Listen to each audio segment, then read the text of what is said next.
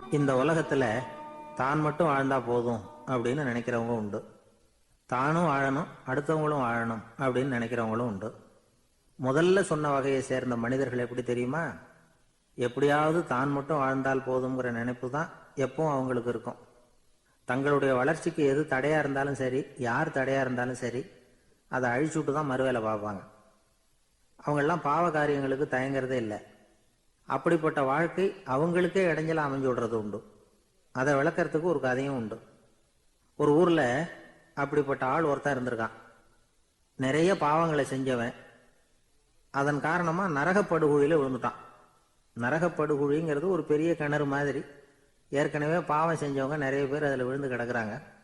உள்ள ஏகப்பட்ட சத்தம், எல்லாம் அந்த பாவாத்மாக்கள் போடுற சத்தம். இப்போ விழுந்தானே, இவனும் சத்தம் போட்டான். இவன் போடுற சத்தம் கொஞ்சம் அதிகமாக கேட்டுது, விழுந்தது. இந்த கிணத்துக்கு பக்கத்தில் புத்தர் உட்கார்ந்துருக்கிறார். அவர் காதில் இவன் போடுற சத்தம் விழுந்தது. உடனே அந்த கிணத்தடிக்கு போனார், குனிஞ்சு பார்த்தார். சாமி என்னை காப்பாத்துங்க அப்படின்னு கத்தனா இவன். புத்தர் அவனை கொஞ்சம் கவனிச்சு பார்த்தார். மனித சமுதாயத்துக்கு அவன் என்னென்ன கெடுதல் பண்ணியிருக்கிறாங்கிற விவரம்லாம் அவர் மனக்கண்ணில் தெரிஞ்சது. அவருக்கு எல்லாம் புரிஞ்சு போச்சு. இருந்தாலும் அவனை காப்பாத்துறதுக்கு ஏதாவது வழி உண்டா அப்படின்னு யோசிச்சார். அவன் தன்னுடைய வாழ்நாளில் ஏதாவது நல்லது செஞ்சிருக்கானா அப்படின்னு பார்த்தார். ஒரே ஒரு சமயம் அவன் தன்னுடைய காலடியில மிதிபட இருந்த சிலந்தியை மிதிக்காமல் தாண்டி போயிருக்கிறான். இந்த ஒரு காரியத்துக்காக அவனை கரையேற்ற முடியுமா அப்படின்னு நினைச்சார். அவ்வளவுதான். உடனே அவர் கையில ஒரு சிலந்தி வந்து உட்காந்துதான். அதுகிட்ட இருந்து நூல் இழை வெளிவர ஆரம்பிச்சது. அந்த நூல் இழை கிணற்று ஆழம் வரைக்கும் அப்படியே நீண்டுகிட்டே போச்சான். புத்தர் பார்த்தார். இந்த நூலை பிடிச்சிக்கிட்டு மேலே ஏறி வா அப்படின்னார். என்னங்க சொல்றீங்க, இந்த சிலந்தி நூல் என்ன தாங்குமான்னு கத்தினான். எல்லாம் தாங்கும், அதை பிடிச்சிக்கிட்டு ஏறி வா அப்படின்னார். சந்தேகத்தோடவே அவன் அந்த நூல் இழைய பிடிச்சி இழுத்து பார்த்தான். ரொம்ப வலுவா இருந்தது. அவனுக்கு ஆச்சரியம். அதை பிடிச்சிக்கிட்டே மெதுவா மேலே ஏறி வர ஆரம்பிச்சிட்டான். பாதி தூரம் ஏறி வந்திருப்பான். அப்போ அவன் காலுக்கு கீழே ஏதோ சத்தம். என்னன்னு குனிஞ்சு பார்க்கறான். கீழே கிடந்தவங்க சில பேரும் அந்த நூலை பிடிச்சி மேலே வந்துகிட்டு இருக்கிறாங்க. இவனுக்கு கோபம் வந்துட்டுது. தன்னுடைய இடுப்புல வச்சிருந்த கத்தியை எடுத்து தன்னுடைய காலுக்கு கீழே நூல் இழையை அப்படியே வெட்டி விட்டுட்டான். இனிமே நாம மட்டும்தான் மேலே ஏறி வந்துடணும் அப்படின்னு நினைச்சுக்கிட்டான். ஆனா நடந்தது என்ன தெரியுமா? மொத்த நூல் இழையும் அப்படியே அருந்து கீழே விழுந்துட்டுது. அவனும் பொத்துன்னு கீழே விழுந்துட்டான். மறுபடியும் கத்த ஆரம்பிச்சுட்டான். ஏற்கனவே அவன் செஞ்சிருந்த ஒரு சிறு கருணை அந்த நூல் இழைக்கு உறுதியை கொடுத்தது. இப்போ அவன் செஞ்ச பாவம் அந்த நூல் இழைய வலுவிழக்க செஞ்சுட்டுது. அடுத்தவங்களும் வாழணுங்கிற எண்ணம் அவனுக்கு இருந்திருந்தா இப்போ அவனும் கரையேறி வந்திருப்பான், மற்றவங்களும் சௌக்கியமா வந்து சேர்ந்திருப்பாங்க. அதனால நாமும் வாழணும், அடுத்தவங்களும் வாழணும் அப்படின்னு நினைக்கிறவன் வாழ்க்கையில சீக்கிரம் முன்னுக்கு வந்துடுவான். ஒருத்தன் ஒரு டாக்டர் கிட்ட போனான், மருந்து வாங்கினான். வாங்கி கொண்டாந்து பேசாம வச்சுட்டான், சாப்பிடல. அப்புறம் எதுக்காக அப்பா போய் அவர்கிட்ட மருந்து வாங்கினேன் அப்படின்னு கேட்டாங்க. டாக்டர் வாழணும் இல்லையா, அதனாலதான் அப்படின்னா. அவர் கொடுத்த மருந்து நீ ஏன் சாப்பிடல அப்புறம் அப்படின்னு கேட்டாங்க. நான் வாழணும் இல்லையா, அதுக்காக தான் அப்படின்னா. ஒரு ரயில் வேகமா போயிட்டு இருக்கு.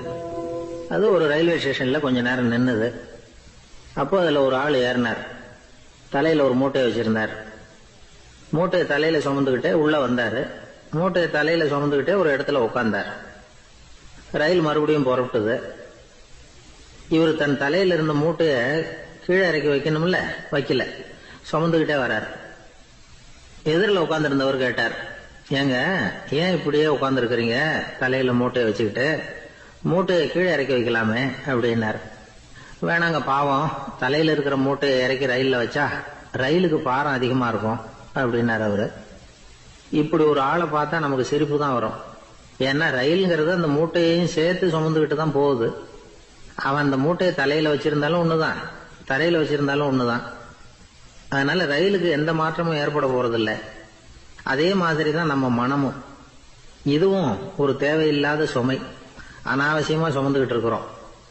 இத கீழே இறக்கி வச்சுட்டா வாழ்க்கை பிரயாணம் சுகமா இருக்கும். ரயில் பிரயாணம் பண்ற அந்த ஆள் மூட்டையை சுமக்கிறான், வாழ்க்கை பிரயாணம் பண்ற நாம மனசை சுமக்கிறோம்.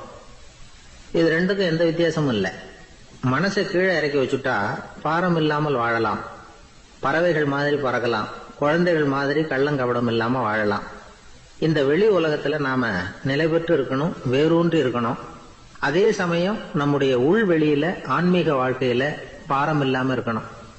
அப்போ பறக்கணும், நதியை போல ஓடணும், மிதக்கணும், பயணம் சுகமா இருக்கும், களைப்பு தெரியாது, கவலை தெரியாது.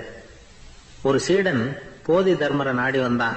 குருவே, நீங்கள் என்ன வெறுமையாக இருக்க சொன்னீங்க, நான் இப்ப மறுபடியும் வெறுமையானவன் ஆகிட்டேன், அதனால இப்ப என்ன செய்ய சொல்றீங்க என்ன அப்படின்னு சொல்லி நின்னான். உடனே அந்த குரு பக்கத்துல இருந்த ஒரு குச்சியை எடுத்து அவன் தலையில அடிச்சு, போய் அந்த வெற்றுத்தன்மையையும் வீசி எறிந்து விட்டு வா அப்படின்னார். நான் இப்போ காலியா இருக்கிறேன்னு ஒருத்தன் சொல்றான்னு வச்சுங்க, அது உண்மை இல்லை. ஏன்னா இன்னமும் அதுல நான்கிற எண்ணம் இருக்குது. எந்த சிந்தனையும் இல்லாம இருக்கிறது கடினம் தான். ஆனாலும் மனிதன் அதுல உள்ள நுட்பத்தை புரிஞ்சுக்கிட்டான்னா, இவ்வளவு தூரம் தூக்கி சுமந்துக்கிட்டு வந்த அந்த மனதின் முட்டாள்தனத்தை அவனே பார்த்துட்டு சிரிப்பான். இதுதான் பெரியவங்க சொல்லி இருக்கிற ஆலோசனை. நம்மால் ஒருத்தன் தலையில ஒரு பெரிய மூங்கில் கூடையோட ரயில்ல உட்கார்ந்தான். கூடை தலையில இருந்தது, கீழே இறக்கி வைக்கல. எதிரில் இருந்தவர் கேட்டார், ஏங்க எதுக்காக அதை அனாவசியமா சுமந்துகிட்டே இருக்கீங்க, கீழே இறக்கி வைங்களேன்னார். இல்லைங்க, நான் வீட்டை விட்டு புறப்படும் பொழுதே என் பையன் சொல்லிவிட்டான், கூடைய தலையை விட்டு இறக்கப்படாதுன்னு அப்படின்னார். அவன் சின்ன பையன், விவரம் இல்லாம சொல்லியிருப்பான். இப்ப என்ன நேரில் வந்தா பாத்துக்கிட்டு இருக்கிறான், நீங்க இறக்கி வைங்கன்னார் அவர். அவன் நேரில் பாத்துக்கிட்டு இல்ல, இருந்தாலும் நான் இந்த கூடையை கீழே இறக்கி வச்சா அது அவனுக்கு தெரிஞ்சிரும் அப்படின்னாரு இவர். அது எப்படின்னார் அவர்.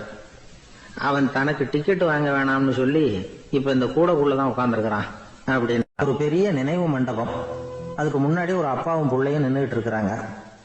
அந்த வழியா போறவங்க வர்றவங்க எல்லாம் அந்த இடத்துல நின்று அது என்ன மண்டபம் அப்படின்னு விசாரிக்க ஆரம்பிச்சாங்க. அந்த அப்பாவும் பிள்ளையும் தான் வர்றவங்களுக்கெல்லாம் விவரம் சொல்லிட்டு இருக்கிறாங்க. அதாவது இந்த இடத்துல ஒரு பெரிய மகான் சமாதி ஆயிருக்கார், அவர் சமாதியான இடத்துல இந்த நினைவு மண்டபத்தை கட்டியிருக்கிறோம் அப்படின்னாங்க. ஊர் பூரா இந்த செய்தி பரவிச்சு. நிறைய பேர் அந்த இடத்தை தேடி வர ஆரம்பிச்சாங்க.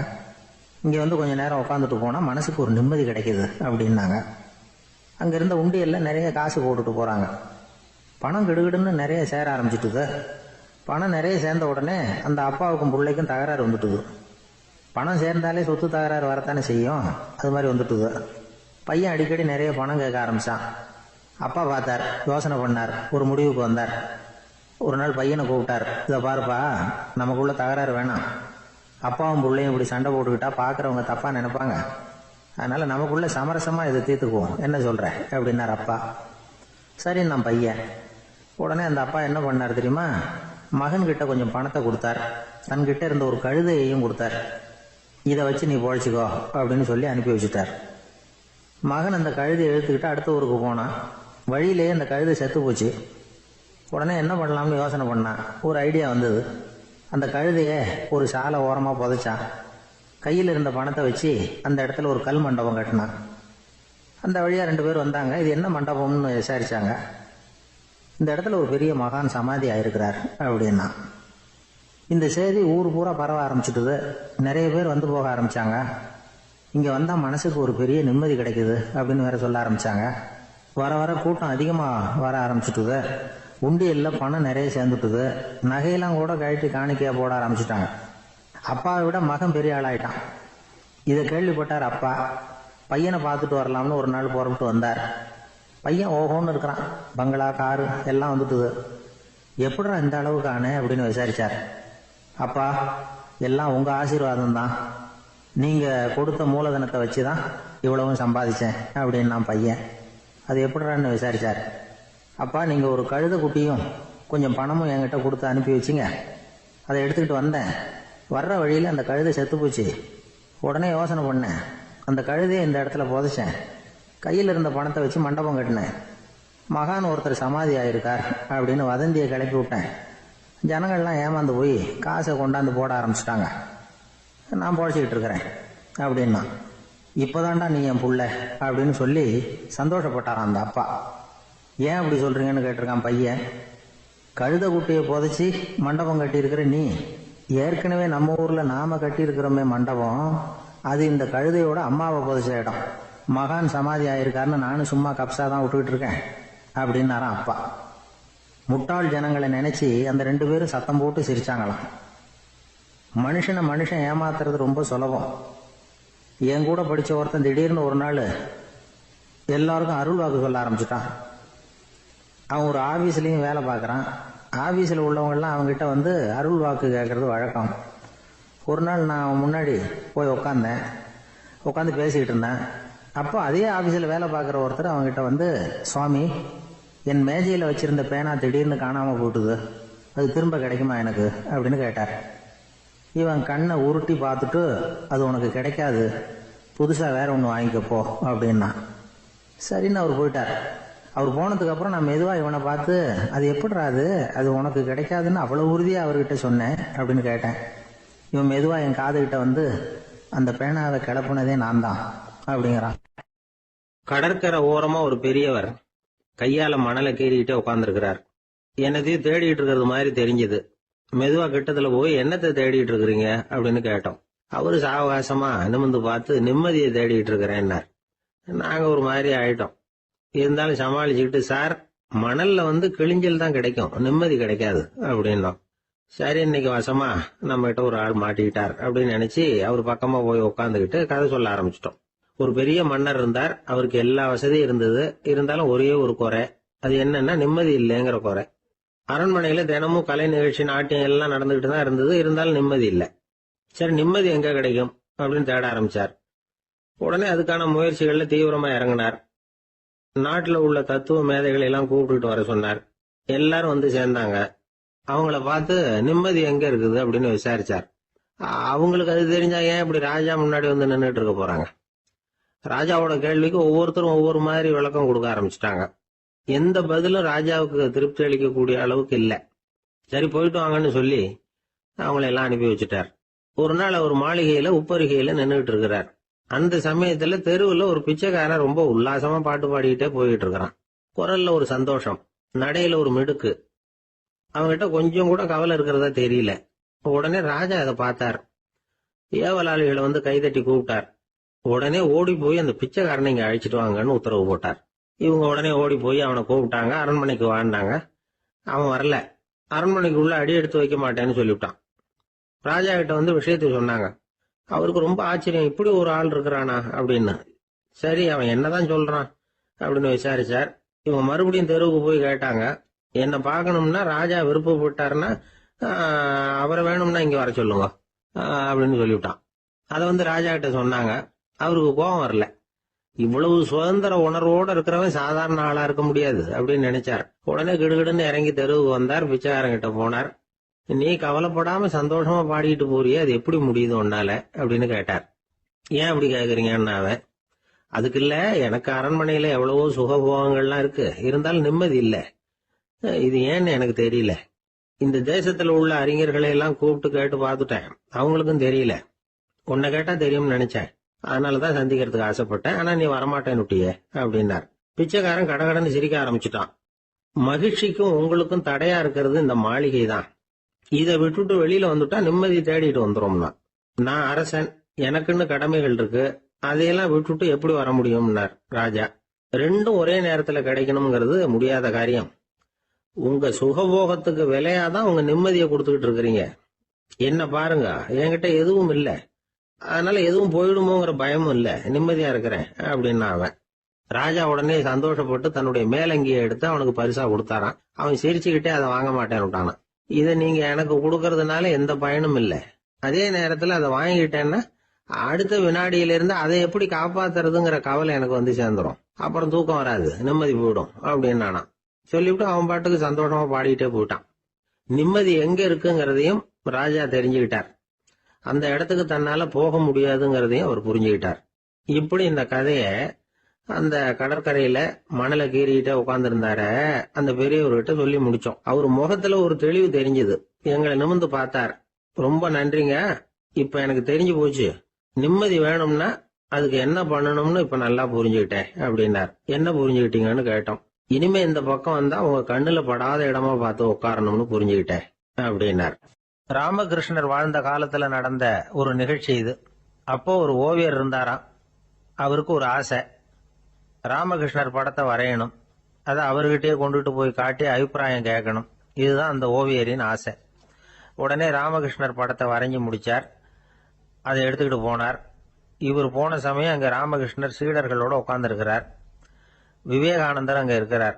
இந்த ஓவியர் கொண்டுகிட்டு போய் தான் வரைந்த ஓவியத்தை அவர்கிட்ட காட்டினார். ராமகிருஷ்ண பரமஹம்சரின் ஓவியத்தை ராமகிருஷ்ணர்கிட்டயே காட்டுறார்.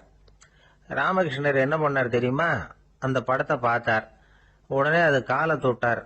குருதேவருடைய இந்த செயல் சீடர்களுக்கு ரொம்ப வியப்பை உண்டு பண்ணிச்சு. சில பேர் மனசுக்குள்ளேயே ரொம்ப குழம்பி போக ஆரம்பிச்சுட்டாங்க. என்ன இப்படி பண்றாருன்னு. என்ன இது அவரோட படம், அவரே அவரோட படத்தின் காலை தொடுறார் அப்படின்னு யோசிச்சாங்க. சில பேர் ஒன்றும் புரியாம ஒருத்தர் பார்த்து சிரிச்சுக்கிட்டாங்க. அந்த இடத்துல சீடர்கள் மட்டும் இல்ல, சீடர் அல்லாத பல பேர் இருந்தாங்க. தன்னுடைய காலை தானே தொடர இவருடைய செயல் பற்றி என்ன நினைக்கிறது அப்படின்னு அவங்களும் குழம்பி போய் நிக்கிறாங்க. அந்த படத்தை வரைஞ்சி அவர்கிட்ட காட்டின அந்த ஓவியருக்கும் அதிர்ச்சி. இருந்தாலும் அவர் சீடர் கிடையாது. அதனால கொஞ்சம் துணிச்சலை வர வச்சுக்கிட்டு கேட்டார், என்னங்க இது? என்னால என்னுடைய கண்களையே நம்ப முடியல. இது உங்க சொந்த உருவப்படம், நீங்க உங்க சொந்த கால்களையே தொடறீங்க. இது எங்களுக்கு கொஞ்சம் சங்கடமா இருக்குதே அப்படின்னார். ராமகிருஷ்ணரின் கண்கள்ல ஆனந்த கண்ணீர் வழிஞ்சுதான். அவர் சொன்னாராம், இது என்னோட படம்ங்கிறது எனக்கு தெரியும். ஆனா இது என்னோட படம்ங்கிறதுனால நான் இதோட காலை தொடல.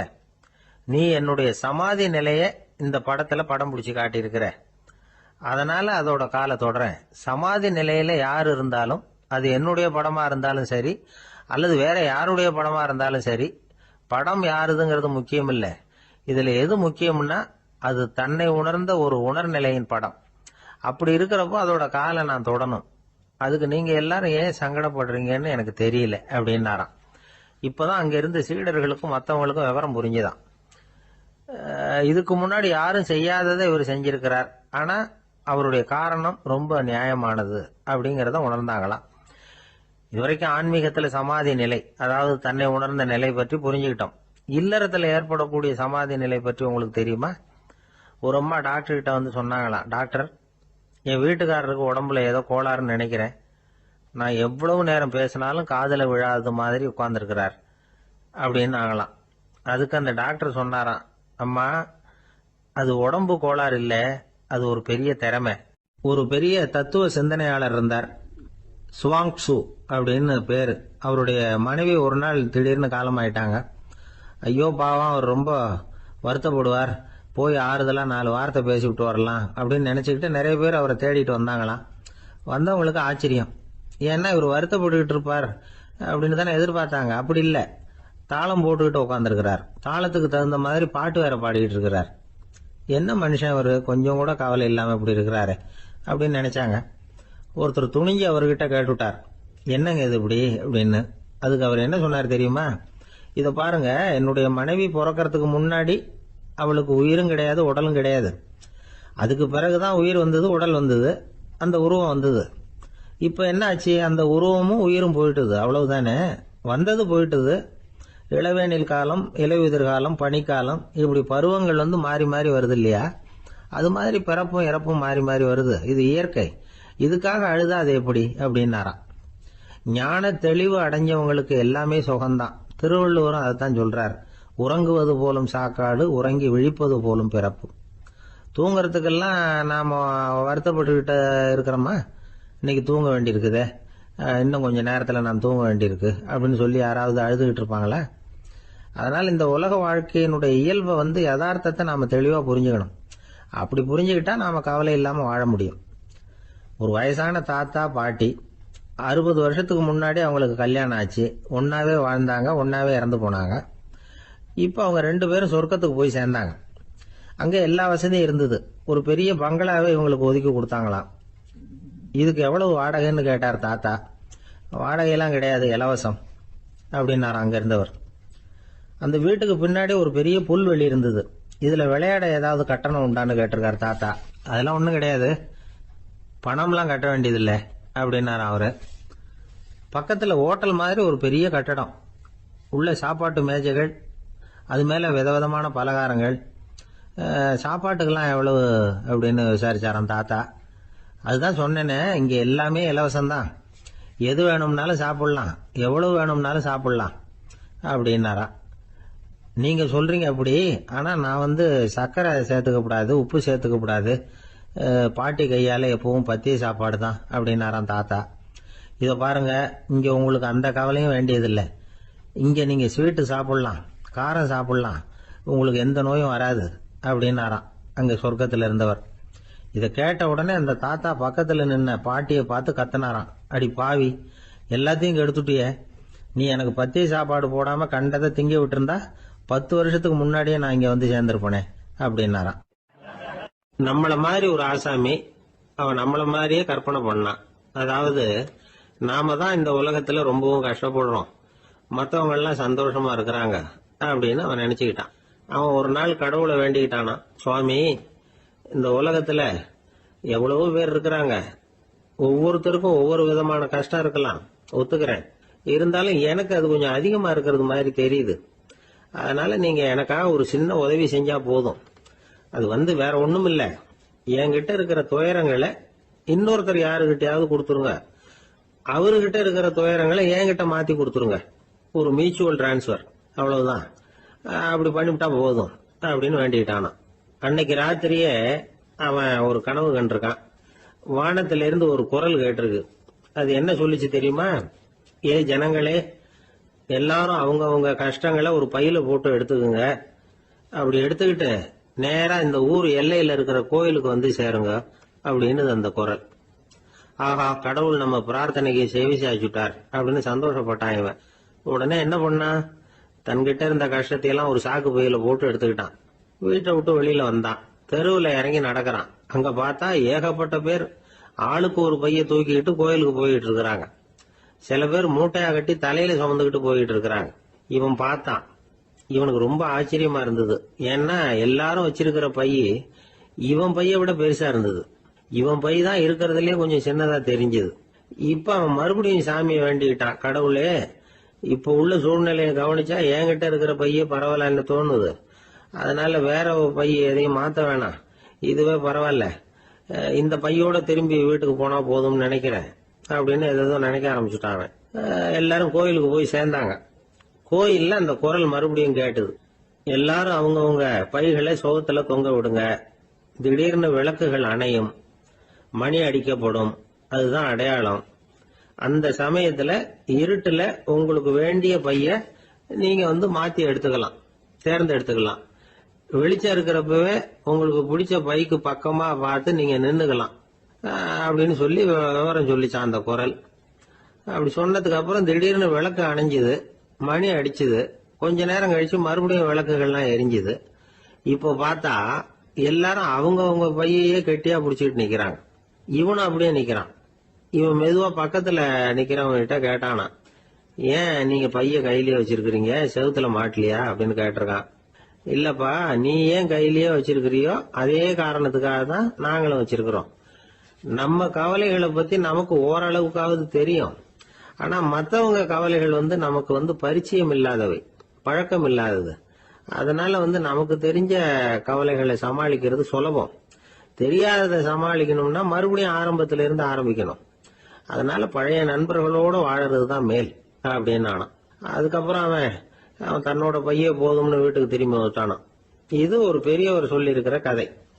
அதனால நம்ம கிட்ட இருக்கிற கஷ்டங்கள் தான் பெருசு, அதை இன்னொருத்தங்கிட்ட கொடுத்துட்டு மாத்திக்கலாம் அப்படின்னு நினைக்கிறது தப்பு. இதே மாதிரி இன்னொரு சம்பவம். ஒரு ஊர்ல ஒரு நாள் ராத்திரி ஆகாயத்தில இருந்து கடவுள் குரல் கேக்குது. இந்த ஊர்ல இருக்கிற ஜனங்கள்லாம் கொஞ்சம் கவனிங்க, உங்களுக்கு ஒரு செய்தி. அதாவது இங்க இருக்கிற ஜனங்கள்லயே கொஞ்சம் கூட கவலையே இல்லாத ஆள் யாருன்னு எனக்கு தெரியணும். அதனால எல்லாரும் அவங்க கவலைகளை ஒரு பையில போட்டு எடுத்துக்கிட்டு கோயிலுக்கு வாங்க அப்படின்னாரு கடவுள். உடனே வரிசையா எல்லாரும் வர ஆரம்பிச்சாங்க. எல்லார் கையிலயும் பை இருந்தது, சின்னதும் பெருசுமா. கவலையே இல்லாத ஆள் யாருன்னு தேடினார் கடவுள். ஒரே ஒரு ஆள் மட்டும் கையில எதுவும் இல்லாம வெறும் கையை வீசிக்கிட்டு ரொம்ப ஜாலியா நடந்து வந்துகிட்டு இருந்தான். கடவுள் அவங்ககிட்ட போனார். ஏன்பா, உனக்கு கவலையே இல்லையா அப்படின்னு கேட்டார். எனக்கும் சில கவலைகள்லாம் உண்டு அப்படின்னு அவன்.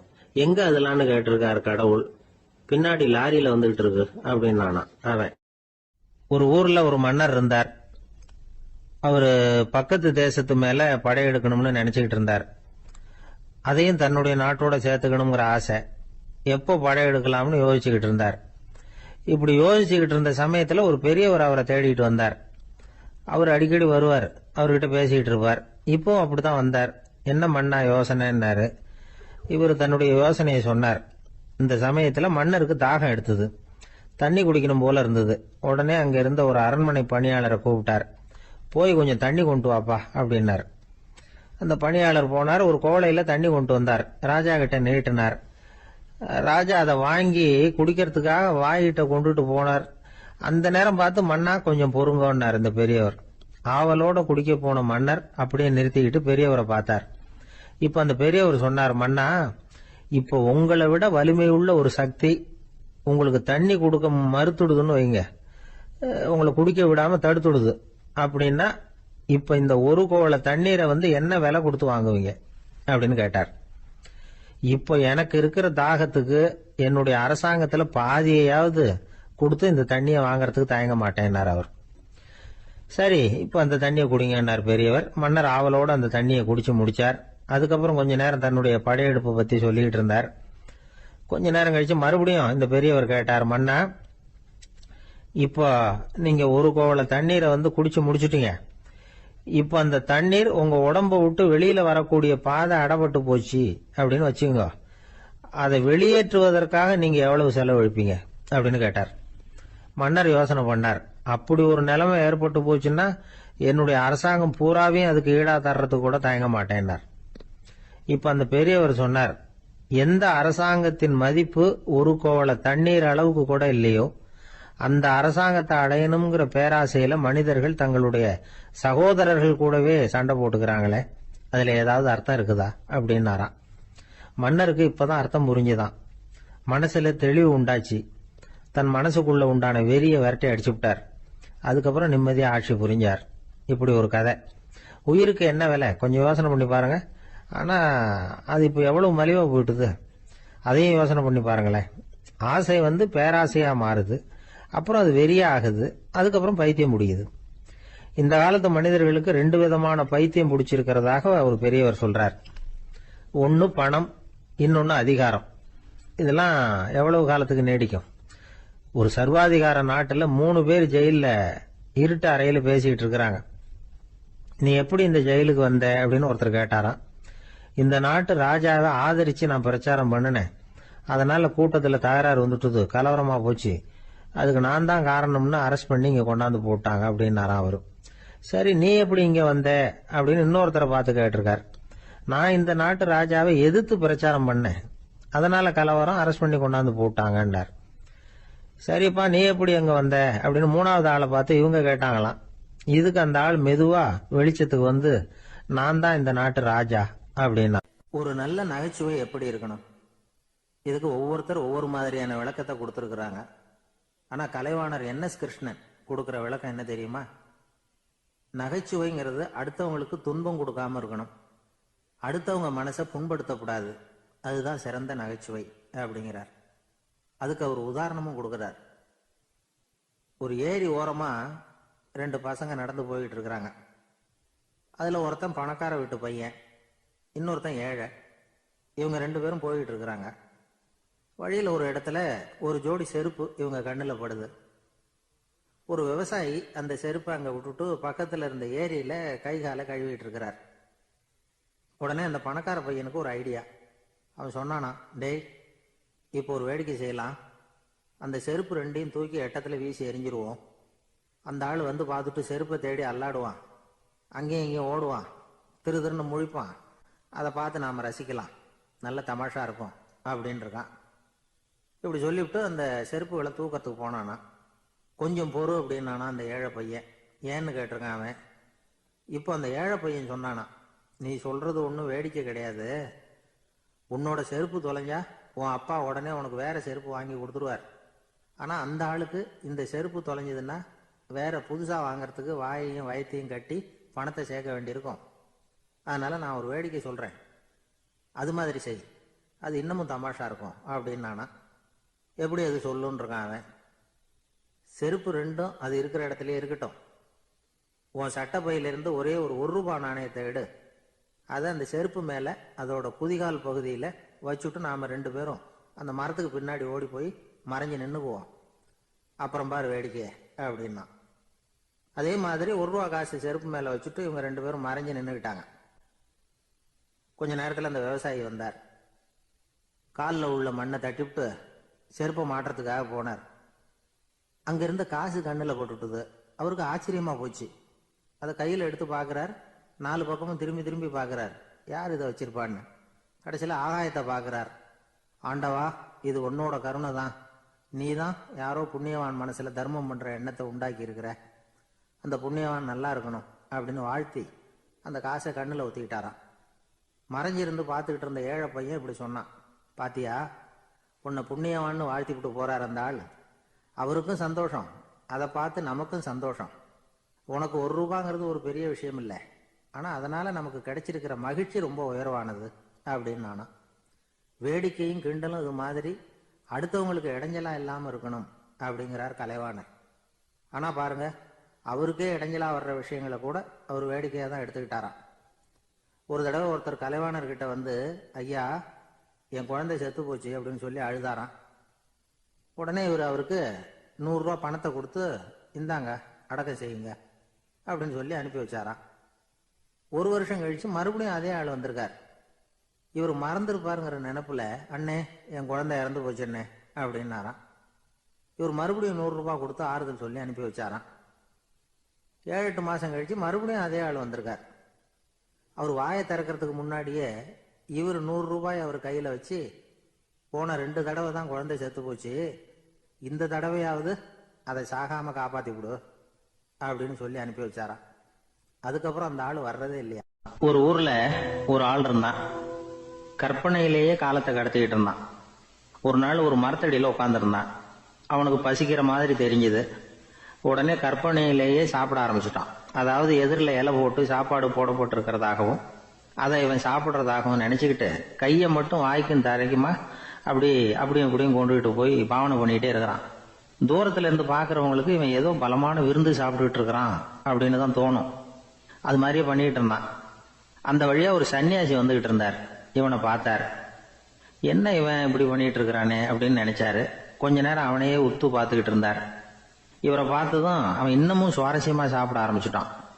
அப்பப்பா, என்ன இது, இந்த குழம்பு இவ்வளவு காரமா இருக்கு, என்னுடைய நாக்கே எரிஞ்சு போடும் போல இருக்கு அப்படின்னு சொல்லிட்டு பக்கத்துல ஒரு குவளையை எடுத்து தண்ணி குடிக்கிறது மாதிரி பாவனை பண்றான்.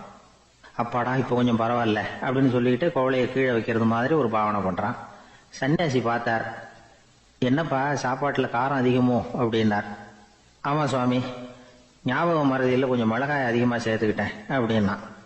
சரி சாப்பிடு அப்படின்னு சொல்லிட்டார். அவன் சாப்பிட்டு முடிக்கிற வரைக்கும் பொறுமையா உட்காந்துருந்தார்.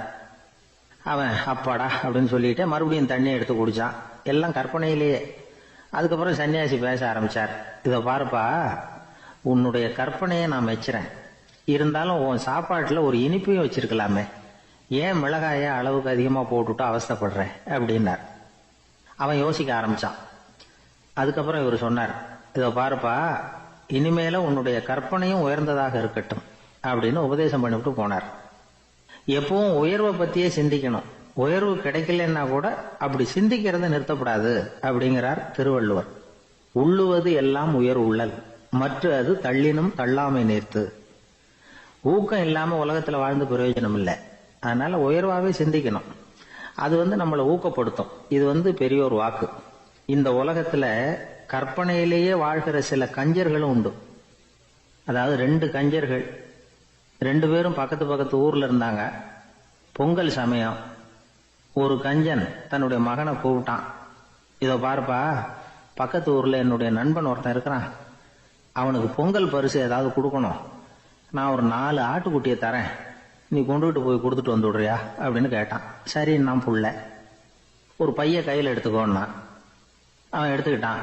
இந்த ஆட்டுக்குட்டி பிடிச்சிக்கோ அப்படின்னு சொல்லி ஒவ்வொன்னா போடுறேன் பார் அப்படின்னு சொல்லிட்டு 1 2 3 4 அப்படின்னு எண்ணிக்கிட்டே வெறும் சைகையாலேயே ஆட்டுக்குட்டியை பிடிச்சி போடுறது மாதிரி பாவனை பண்ணிட்டு இருக்கிறான்.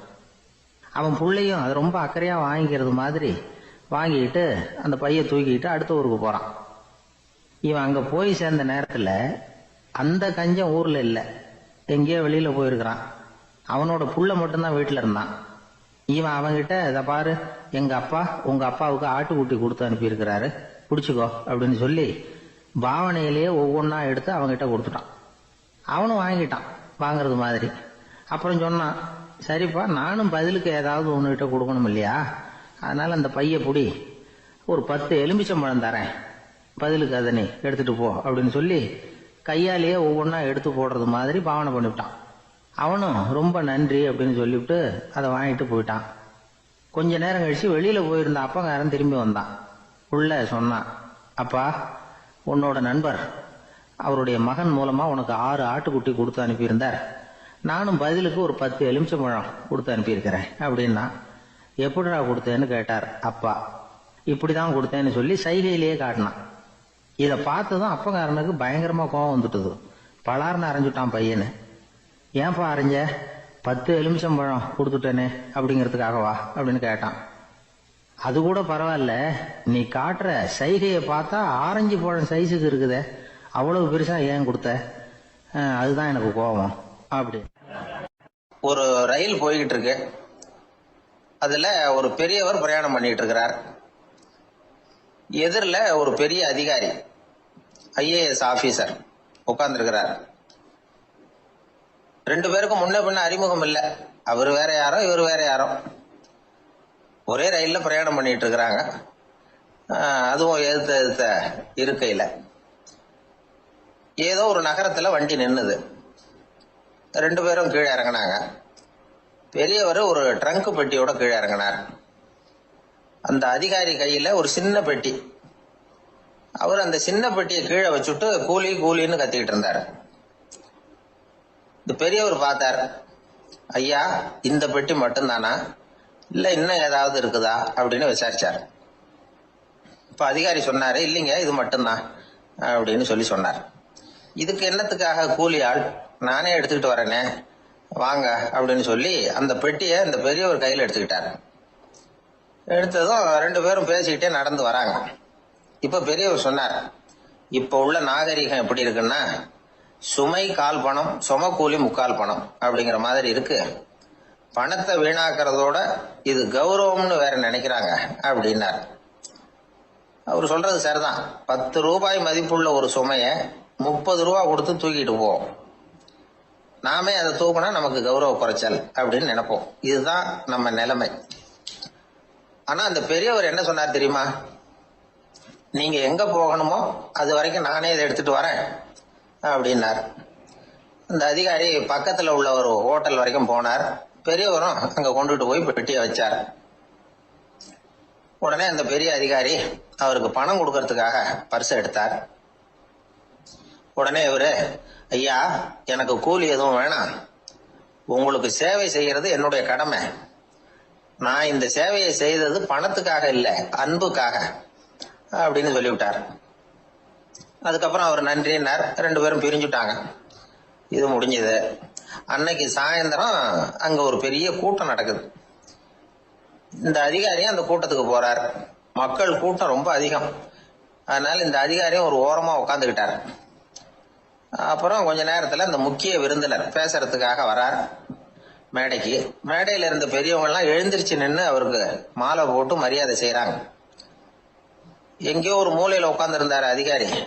அவர் இதை கவனிச்சார். அவருக்கு ரொம்ப ஆச்சரியம், அதிர்ச்சி. ஏன்னா அங்க பேச வந்த முக்கிய விருந்தினர் வேற யாரும் இல்ல, இன்னைக்கு காலையில இவர் பெட்டியை தூக்கிட்டு வந்தாரு பெரியவர், அவர் தான். சரி, அந்த பெரியவர் யார் தெரியுமா? அவர் தான் ஈஸ்வர சந்திர வித்யாசாகர். கூட்டம் முடிஞ்சது. அதிகாரி அவரை தேடி ஓடினார். அவர் கைகளை பிடிச்சுக்கிட்டார். ஐயா, என்ன மன்னிச்சுருங்க அப்படின்னாரு. அப்புறம் சொன்னார், அகங்காரம்ங்கிற கெட்ட புத்தி தான் உண்மைய கண்கள்ல இருந்து மறைக்குது. அகங்காரம் தான் மனுஷனை அழிக்குது. நீங்க ரொம்ப பெரிய மனிதர், இருந்தாலும் மனிதத்தன்மையோட நடந்துக்கிறீங்க. இந்த அன்பு, தயவு, பொறுமை இதெல்லாம் இல்லைன்னா மனிதனாக இருக்கிறதுல என்ன பிரயோஜனம் அப்படின்னு சொல்லிவிட்டு அந்த அதிகாரி போனாராம். மனிதத்தன்மைன்னா என்ன அப்படிங்கிற கேள்விக்கு இந்த பெரியவர் ஒரு உதாரணம். இப்பெல்லாம் அப்படியா இருக்கிறாங்க? ஒரு பெரியவர் ஒரு பெட்டியை தூக்கிட்டு வந்துகிட்டு இருக்கிறார். ஒரு இளைஞன் ஓடி வந்தான். கொடுங்க சார், நான் தூக்கிட்டு வரேன்னா. கொடுத்தார். வாங்கி தலையில வச்சுக்கிட்டான். அப்புறம் சொன்னான், அடுத்தவங்க சிரமப்படக்கூடாதுங்கிறது என்னுடைய கொள்கை அப்படின்னா. அது நல்லதுதான் அவரு. கடைசியில பெட்டியை கொடுத்தான். வாங்கிட்டு பரிசை திறந்தார் பணம் கொடுக்கறதுக்காக. வேணாங்க அப்படின்னு விட்டான் அந்த இளைஞன். ஏன்னார், நான் சொன்னேன் அடுத்தவங்க சிரமப்படக்கூடாதுங்கிறது என்னுடைய கொள்கைன்னு. அதனால உங்களுக்கு சிரமம் கொடுக்கக்கூடாதுங்கிறதுக்காக வரும்பொழுது நானே உங்க பர்ஸை எடுத்து வேணுங்கிற பணத்தை எடுத்துக்கிட்டு திருப்பி உங்க பாக்கெட்லயே போட்டுட்டேன் அப்படின்னா. இப்படி இருக்குது இந்த காலம். அதனால வாழ்க்கையில அன்பு, தயவு, பொறுமை இதெல்லாம் ரொம்ப அவசியம் அப்படிங்கறத நாம புரிஞ்சுக்கணும்.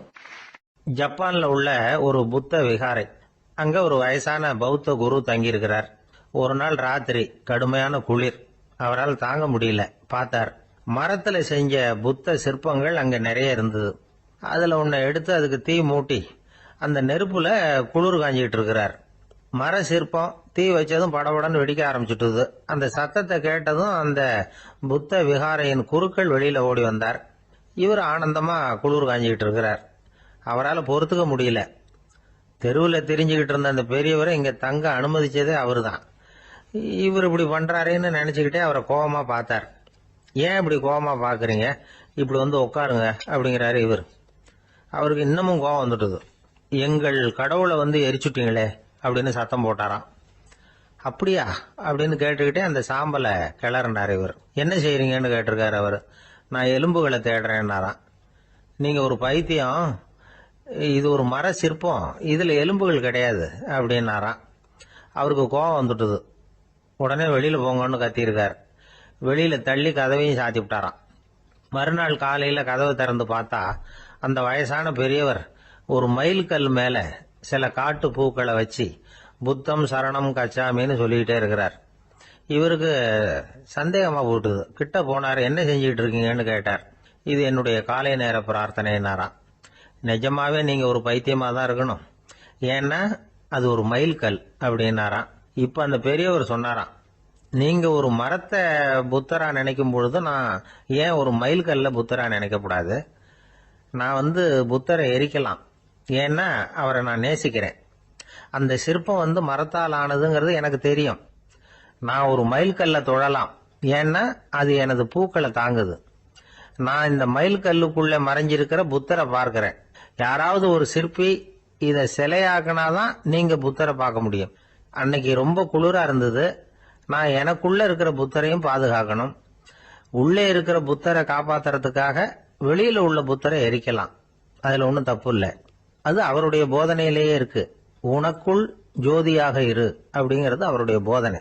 என்னுடைய புத்தர் வந்து குளிர்ல நடுங்கிட்டு இருந்தார். அந்த மர சிற்பங்கள் வெயில் மழையில உணர்ச்சி இல்லாம இருந்தது, அதனால அப்படி பண்ணினேன். ஆனா நீங்க என்ன பண்ணீங்க? நான் ஒரு மர புத்தரை எரிச்சதுக்காக உயிருள்ள புத்தரை வெளியில தள்ளி கதவை சாத்தினீங்க அப்படின்னாரா அந்த பெரியவர். உண்மையான பக்திங்கிறது இதுதான். அதாவது உனக்குள் ஜோதியாக இரு அப்படின்னு புத்தர் சொன்னார் இல்லையா, அது மாதிரி தனக்குள் ஜோதியாக இருக்கிற இந்த காலத்து ஆசாமிகள் நிறைய பேர் உண்டு. எப்பவும் போதையிலேயே இருக்கிறவங்க. ஒரு நாள் நடு ராத்திரி ஒரு மது கடையில ஒரு ஆள் அங்குள்ள சிப்பந்திகள் கிட்ட கேட்டுட்டு இருக்கிறான். மறுபடியும் இந்த கடை எப்போ திறப்பாங்கன்னு கேட்டானா. நாளைக்கு காலையில 8 மணிக்கு திறப்பாங்க அப்படின்னு ஆனா அங்க இருந்த ஆள். அவன் திருப்பி திருப்பி அதையே கேட்டுக்கிட்டு இருக்கான். இவனுக்கு பதில் சொல்லி சொல்லி அழுத்து போச்சு. அதான் சொல்றேன் ஐயா, நாளைக்கு காலையில வா அப்படின்னாங்களாம். அதுக்கு இவன், நான் வர்றதுக்காக கேட்கலையா, நேத்திக்கு வந்தவன் உள்ளேயே மாட்டிக்கிட்டேன், வெளியில போறதுக்காக கேட்டேன் அப்படின்னானா. எனக்கு வாழ்க்கையில ஒரே ஒரு ஆசை தான் சார் அப்படின்னார் ஒருத்தர். அது என்னன்னு கேட்டேன். ஆசைகளை ஒழிச்சுடணுங்கிறது தான் என்னோட ஆசை அப்படின்னார். இப்படி ஆசைகளை ஒழிக்க வேண்டும் அப்படிங்கறதையே ஒரு ஆசையா கொள்றது அபத்தம் அப்படிங்கிறார் ஒரு பெரியவர். இது மாதிரி ஆசைகளை வந்து ஒழிக்க ஆசைப்பட்டா அந்த நோக்கம் நிறைவேறாதான். அந்த முயற்சியால புதுசா சில துன்பங்கள் தான் வந்து சேருமா. அதுல புதுசா ஒரு ஆசை வந்து தலை தூக்கும் அப்படிங்கிறார் அவர். ஆசைகளை வந்து தானா விழ வச்சுடலாம். அதுக்கு வழி என்ன தெரியுமா? எந்த ஒரு ஆசையையுமே பூரணமா நிறைவேற்றிக் கொள்ள முடியாதுங்கிறத உணரணும். அதை உணர்ந்தா ஆசைகள் தானா விழுந்துரும். அதை விட்டுட்டு ஆசைகளை விட்டுடணுங்கிறதையே ஒரு ஆசையா வச்சுக்கிட்டு அதுக்காக கடுமையா முயற்சிகளையும் செஞ்சுக்கிட்டு நான் ஆசைகளை விட்டுட்டு ஞானோதயம் அடையறதுக்கு கடுமையா முயற்சி பண்ணிட்டு இருக்கிறேன் சார் அப்படின்னு சொல்லிட்டு இருந்தா எந்த காலத்திலயும் ஞானோதயம் வரப்போறது இல்லை. அதுக்கு பதிலா துன்பம் தான் வந்து சேரும் அப்படிங்கிறது அவரோட கருத்து. எந்த ஒரு ஆசையையும் பூரணமா நிறைவேற்றி கொள்ள முடியாது அப்படிங்கறத உணரணும். ஒரு ராஜா, அவர் மனசுல அமைதி இல்லை, எப்பவும் கஷ்டப்பட்டுக்கிட்டே இருந்தார். இந்த துன்பத்தை போக்குறதுக்கு பல வழிகள்ல என்னென்னமோ முயற்சியெல்லாம் பண்ணி பார்த்தார், ஒன்னும் சரியா வரல. கடைசியா ஒரு காரியம் பண்ணார். அதாவது ஒரு வேதாந்தியை தேடிட்டு போனார். அவரை பார்த்து கேட்டார், ஐயா, என்னுடைய துன்பங்கள்ல இருந்து நான் விடுபடணும், அதுக்கு சுலபமா ஏதாவது ஒரு வழி இருந்தா சொல்லுங்களேன் அப்படின்னு கேட்டுக்கிட்டார். அதுக்கு அந்த வேதாந்தி சொன்னார், அதுக்கு ஒரு வழி சொல்றேன், அது மாதிரி செய்யி. அதாவது உன்னுடைய ராஜ்யத்துக்குள்ள போதுங்கிற மனசோட வாழுற ஒருத்தனை கண்டுபிடிக்கணும். அப்படி கண்டுபிடிச்சு அவனுடைய சட்டையை வாங்கி நீ போட்டுக்கணும். அப்படி போட்டுக்கிட்டா உன்னுடைய துன்பம் தீர்ந்துரும் அப்படின்னார். உடனே ராஜாவுக்கு ரொம்ப மகிழ்ச்சி. அரண்மனையில இருந்த அத்தனை பேரையும் ஆளுக்கு ஒரு பக்கமா அனுப்புனார், தேட சொன்னார். போதுங்கிற மனசுடைய ஒருத்தனை கண்டுபிடிச்சி கொண்டுகிட்டு வாங்க அப்படின்னார். எங்கெங்கயோ தேடி கடைசியா ஒரு ஆளை கண்டுபிடிச்சாங்க. அவன் போதுங்கிற மனசோட இருக்கிறவன் தான். ஆனா அவன்கிட்ட சட்டை எதுவும் இல்லை. இடையில கட்டியிருக்கிற துண்டே போதுங்கிற மனசோட அவன் வாழ்ந்துகிட்டு இருக்கிறான். சட்டை இருந்தாவில் ராஜா வாங்கி மாட்டிக்க முடியும். அந்த வேதாந்தி ஏன் அப்படி சொன்னாருங்கிறதுக்கான அர்த்தம் இப்பதான் ராஜாவுக்கு புரிஞ்சுதான். இதுவரைக்கும் சொன்னதெல்லாம் ஞான மார்க்கத்தை தேடிக்கிறவனுக்கான உள்ள தகவல். இப்போ இன்னைக்கு இளைஞர்கள் இதை கேட்டுவிட்டு நமக்கு ஆசையே வேணாம் அப்படின்னு முடிவு பண்ணிவிட்டா வாழ்க்கையில முன்னேறவே முடியாது. நம்முடைய முயற்சிக்கு ஆசைதான் தூண்டுகோ. அதனால இந்த ஆசையையும் அந்த ஆசையையும் போட்டு குழப்பிக்க கூடாது. ஆனா ஒண்ணு, பேராசை நமக்கு தேவையில்லை. நாம படுற ஆசையிலேயும் ஒரு நியாயம் இருக்கணும். ஏன்னா நம்மள சில பேர், நீங்க தான் சார் சொன்னீங்க, அதனாலதான் ஆசைப்பட்டேன், அரைதான் கிடைச்சது மிச்சம் அப்படிம்பாங்க கன்னத்தை தடவிக்கிட்டே. அதனால இப்பெல்லாம் எந்த தகவலை சொன்னாலும் ரொம்ப எச்சரிக்கையா இருக்க வேண்டி இருக்குது. ஒரு ஆளு ஒரு கடை வச்சு வியாபாரம் பண்ணிட்டு இருந்தான். அவனுக்கு ரொம்ப பேராசை, நிறைய பணம் சேர்க்கணும்னு. திடீர்னு ஒரு நாள் அவனுக்கு உடம்பு ரொம்ப சுகம் இல்லாம போயிட்டுது. இனிமே பிழைக்கிறது கஷ்டங்கிற நிலைமை. மரணப்படுகையில இருக்கிறான். சொந்தக்காரங்கள்லாம் சுத்தி உட்காந்து இருக்கிறாங்க. இவன் மெதுவா கண்ணை திறந்து பாக்குறான். என் வீட்டுக்காரி எங்கன்னா, இதோ இருக்கேன் அப்படின்னாங்க அந்த அம்மா. பசங்கள்லாம் எங்கேங்கிறான். இதோ பக்கத்துல தான் நின்றுட்டு இருக்கிறோங்கிறாங்க. பொண்ணுங்க எங்கேங்கிறான். எல்லாம் இங்கதான் இருக்கிறோம் அப்படிங்கிறாங்க. எல்லாம் இங்கதான் பக்கத்துல தான் இருக்கோம், நீங்க கவலைப்படாதீங்கன்னு சொல்றாங்க எல்லாம். அவன் மெதுவா கஷ்டப்பட்டு வாயை திறந்து, அட பாவிங்களா, எல்லாரும் இங்க இருந்தா அங்க கடையை யாரு கவனிக்கிறது அப்படின்னானா. இயேசுநாதர்கிட்ட ஒருத்தர் கேட்டாராம், இயேசுவே என்னை எவ்வளவு நேசிக்கிறீர்கள் அப்படின்னு. அவர் தன்னுடைய இரு கைகளையும் அகல விரித்து இவ்வளவு என்று சொல்லி சிலுவையில் உயிர் நீத்தார் அப்படின்னு சொல்லுவாங்க. அதாவது அந்த நேசிப்புக்கு எல்லை கிடையாது, அதே போல மன்னிப்புக்கும் எல்லை கிடையாது. இது இயேசுநாதர் சொல்லி கொடுத்த ஒரு பாடம். இயேசுனுடைய சீடர்கள்ல ஒருத்தன் பீட்டர், அவன் ஒரு நாள் இயேசுநாதர்கிட்ட கேட்டிருக்கான், இயேசுவே நான் என்னுடைய தம்பி கிட்ட அடிக்கடி சண்டை போட்டுக்கிட்டு இருக்கிறேன், என்னுடைய சகோதரன் கூட. அவனை நான் எத்தனை தடவை மன்னிக்கிறது?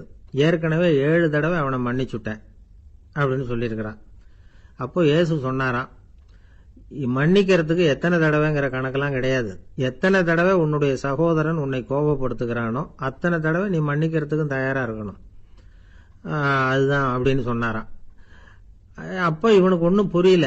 இது என்ன, அவன் தப்பு பண்ணிக்கிட்டே இருப்பான், நாம மன்னிச்சுக்கிட்டே இருக்கிறதா அப்படிங்கிறது மாதிரி குழப்பமா இருந்திருக்கிறான். அப்போ இயேசுநாதர் தன்னுடைய சீடன் பீட்டர் கிட்ட ஒரு கதை சொன்னாராம்.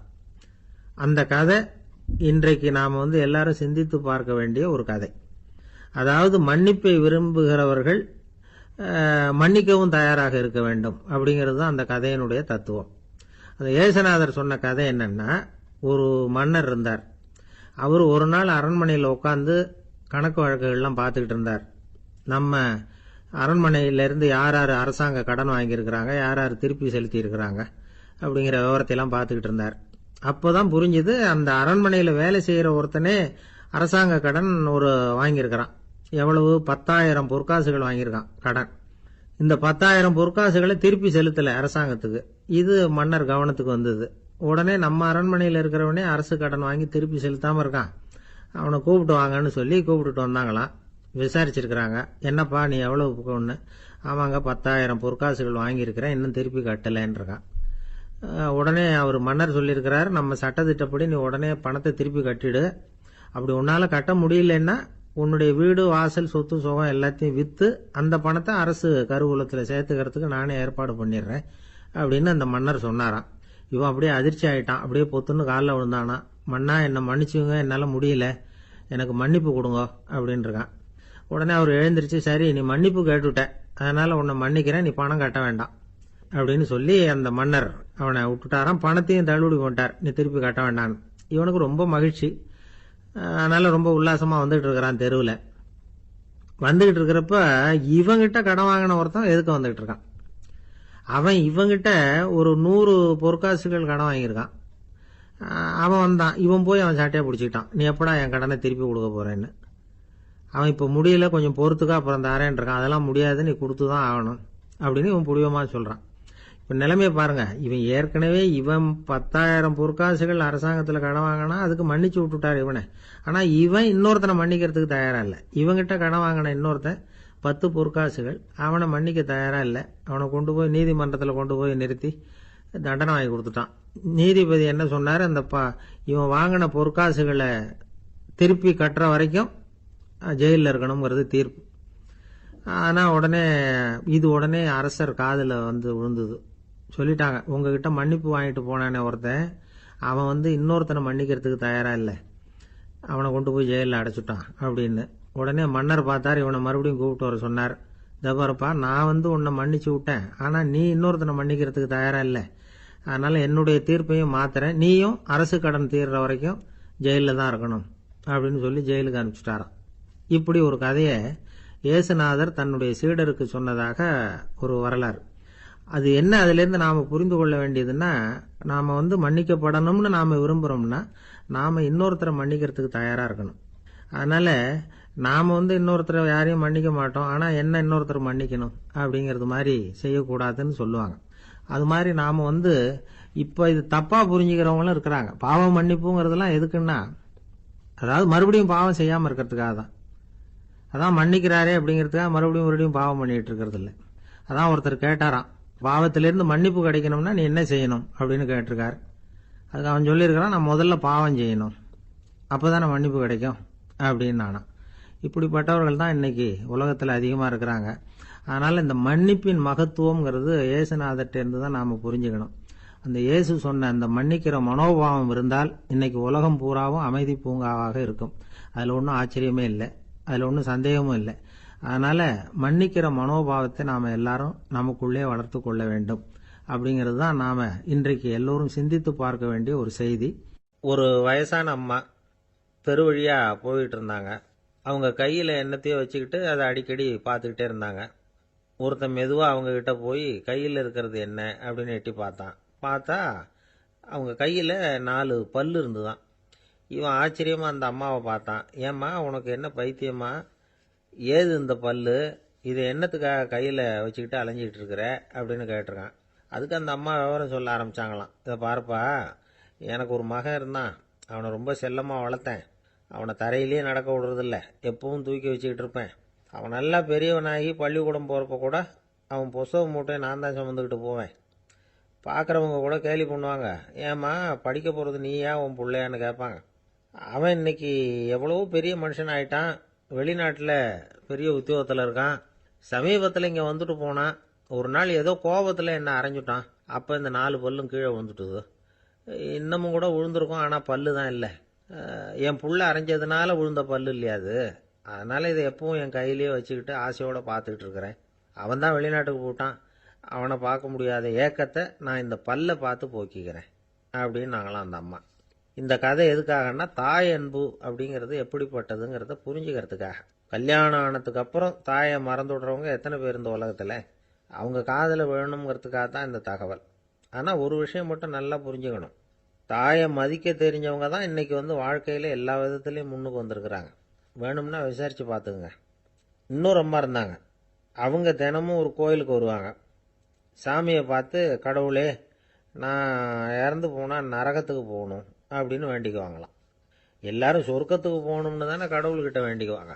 இந்த அம்மா தினம் நான் நரகத்துக்கு போகணும் அப்படின்னு வேண்டிக்கிறாங்க. அங்கேருந்து அர்ச்சகருக்கு இது சந்தேகம். ஒரு நாள் அதை நேரடியாகவே அவங்ககிட்ட கேட்டுவிட்டார். அதுக்கு அந்த அம்மா பதில் சொன்னாங்களாம், ஐயா, எனக்கு கல்யாணம் ஆகி ரொம்ப நாள் வரைக்கும் குழந்தை பாக்கியம் இல்லாமல் இருந்தது. கோயில் குளம் எல்லாம் சுற்றி வந்தேன். ரொம்ப நாள் கழித்து ஒரு குழந்தை பிறந்தது, ஆண் குழந்தை. அவனை நான் ரொம்ப செல்லம் கொடுத்து வளர்த்தேன். அதோட விளைவு என்ன ஆச்சுன்னா, அவன் ரொம்ப மோசமாக ஆயிட்டான்.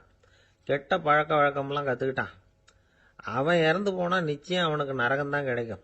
அந்த அளவுக்கு கெட்டவன் அவன். அப்படிப்பட்ட காரியங்கள்லாம் பண்ணிகிட்டு இருக்கான், எனக்கு தெரியும். இவனுக்காக நரகத்தில் கூட யாரும் தயவு காட்ட மாட்டாங்க, தாட்சண்யம் காட்ட மாட்டாங்க. அதனால் இவனுக்கு முந்தி நான் இறந்து நரகத்துக்கு போயிட்டா அங்கே இவனை கவனிச்சிக்கலாமே, இவனுக்கு பணிவிடை செய்யலாமேன்னு பார்க்குறேன் அப்படின்னு நாங்களாம். அதனால தான் நான் நரகத்துக்கு போகணும்னு தினம் ஆண்டவனை வேண்டிகிட்டு இருக்கிறேன் அப்படின்னு கண்கலங்கி அந்த அம்மா சொன்னாங்களாம். அதுதான் தாய் உள்ளம்ங்கிறது. தாயின் பெருமையை சரியாக உணர்ந்துட்டா அவங்களுக்கு எப்பவும் எந்த கஷ்டமும் வராது. இது ஏதோ உபதேசத்துக்காக சொல்கிற வார்த்தை இல்லை, உண்மையான வார்த்தை. இந்த விவரத்தையெல்லாம் நண்பர் ஒருத்தர்கிட்ட சொல்லிகிட்டு இருந்தேன். அவர் கொஞ்ச நாள் கழித்து என்னை தேடி வந்தார். அவர் கையிலேயும் 4 பல்லு வச்சுருந்தார். என்னங்க ஆச்சு, ஏதுங்க இந்த பல்லு அப்படின்னு விசாரித்தோம். உங்கள் உபதேசத்தை கேட்டுட்டு இந்த உலகத்தில் எல்லாரையும் தாயாக நினைக்க ஆரம்பிச்சிட்டேன். ஒரு அம்மாவை கடத்தரில் பார்த்து தாயேன்னு கூப்பிட்டேன். அவங்க உடனே பலார்னு என்னை அரைஞ்சிட்டாங்க. பல்லு விழுந்துட்டுது. அதை தான் பொறுக்கி எடுத்துக்கிட்டு நேராக உங்களை தேடி வந்துக்கிட்டு இருக்கிறேன்னார். தாயேன்னு தானே கூப்பிட்டீங்க, அதுக்கு ஏன் அரைஞ்சாங்க அப்படின்னு கேட்டோம். நான் தாயேன்னு கூப்பிட்டது அவங்க காதில் நாயேன்னு விழுந்துட்டு தான், அதுதான் அப்படி ஆயிட்டுது அப்படின்னார். ஊருக்கு வெளியில் அமைதியான ஒரு இடம், அங்கே ஒரு ஆசிரமம், அங்கே ஒரு சாமியார். அவர் தினமும் நல்ல போதனைகள்லாம் செய்வார். பல பேர் போய் அங்கேயே சில நாள் தங்கி இருந்து அவர் சொல்கிற அறிவுரைகளை எல்லாம் கேட்டுக்கிட்டு வர்றது வழக்கம். ஒரு தடவை அவரை பார்த்துட்டு போகிறதுக்காக 3 வெளியூர் தம்பதிகள் வந்தாங்களாம். அந்த மடத்திலேயே சாப்பிட்டுக்கிட்டு தங்கி இருந்து அவங்களுடைய போதனைகளை கேட்டுக்கிட்டு போகணுங்கிறது அவங்க நோக்கம். காலையில் குளிச்சுட்டு பூஜையில் உட்காந்தார் அந்த சுவாமி. இவங்களும் குளிச்சுட்டு அந்த பூஜையை பார்க்கறதுக்காக அவர் முன்னாடி உட்காந்தாங்க. பூஜை ஆரம்பமாச்சு. சம்பிரதாயப்படி அது ரொம்ப நேரம் நடந்துக்கிட்டே இருக்குது. இவங்களுக்கு நல்ல பசி இருந்தாலும் இந்த நேரத்தில் அதை எப்படி வெளியில் காட்டிக்கிறது? பேசாமல் இருந்தாங்க. அந்த சுவாமி பூஜையை முடித்தார். அதுக்கப்புறம் பேச ஆரம்பித்தார். பேச்சு அருமையாக தான் இருந்தது, அமிர்தமாக தான் இருந்தது. இருந்தாலும் இவங்களுக்கு இருக்கிற வயிற்று பசி அது சரியாக கவனிக்க விடலை. அந்த சுவாமியே இதை கவனிச்சதா தெரியல. இவங்களுக்கு மனசுக்குள்ள ஒரு எண்ணம், உள்ளே சாப்பாடு தயாராகிட்டு இருக்கும் போல இருக்கு, இந்த பேச்சு முடிஞ்சது நம்மளை உள்ளே அழைச்சிட்டு போய் சாப்பாடு போடுவாங்கன்னு நினைக்கிறோம் அப்படின்னு இவங்களாம் நினச்சிக்கிட்டாங்க. ஆனால் சுவாமி இதை பற்றி எதுவுமே பேசலை, கண்டுக்கலை.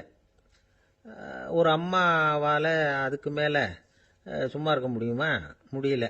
சாப்பாட்டை கவனிக்கலாமா அப்படின்னு சொல்லி மெதுவாக ஆரம்பித்தாங்க. ஓ கவனிக்கலாமே அப்படின்னு உள்ளே அழைச்சிட்டு போனார் சுவாமி. இவங்க ரொம்ப அவசரமாக எழுந்திருச்சு உள்ளே ஓடினாங்க. அங்கே ஒரு மேஜை மேலே ஒரு கிண்ணம் மூடி இருந்தது. ஓ இதுதான் சாப்பாட்டு மேஜை போல இருக்கு, இங்கே சாப்பாடு வந்துடும் அப்படின்னு நினச்சாங்க. உடனே போய் சுற்றி உட்காந்துக்கிட்டாங்க. சுவாமி அந்த கிண்ணத்தை எடுத்து அந்த அம்மா கிட்ட கொடுத்தார். அவங்க அதை வாங்கி மூடியை திறந்து பார்க்குறாங்க. உள்ளே ஒரு சாவி இருக்குது.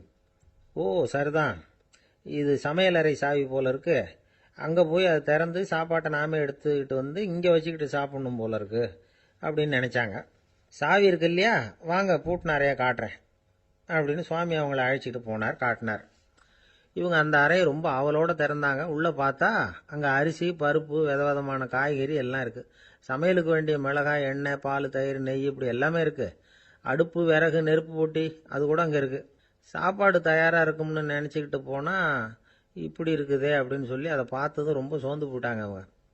சுவாமி என்ன இது சாப்பாடு இல்லையா அப்படின்னாங்க. அதுதான் சாப்பாட்டுக்கு வேண்டிய எல்லாம் இங்கே இருக்குதே, அடுப்பு மூட்டி நீங்கள் தான் அவங்கவுங்க ருசிக்கு தகுந்த மாதிரி சமைச்சிக்கணும். இந்த சன்னியாசிக்கு எப்படி சமைக்க தெரியும் அப்படின்னு கேட்டார் சுவாமி. சாப்பாடு தயாராக இருக்கும்னு நாங்கள் எதிர்பார்த்தோம் அப்படின்னாங்க. நீங்கள் இப்படி சொல்லுவீங்கன்னு நானும் எதிர்பார்த்தேன். இது வரைக்கும் நான் எவ்வளவோ தத்துவம்லாம் எடுத்து சொன்னேன்.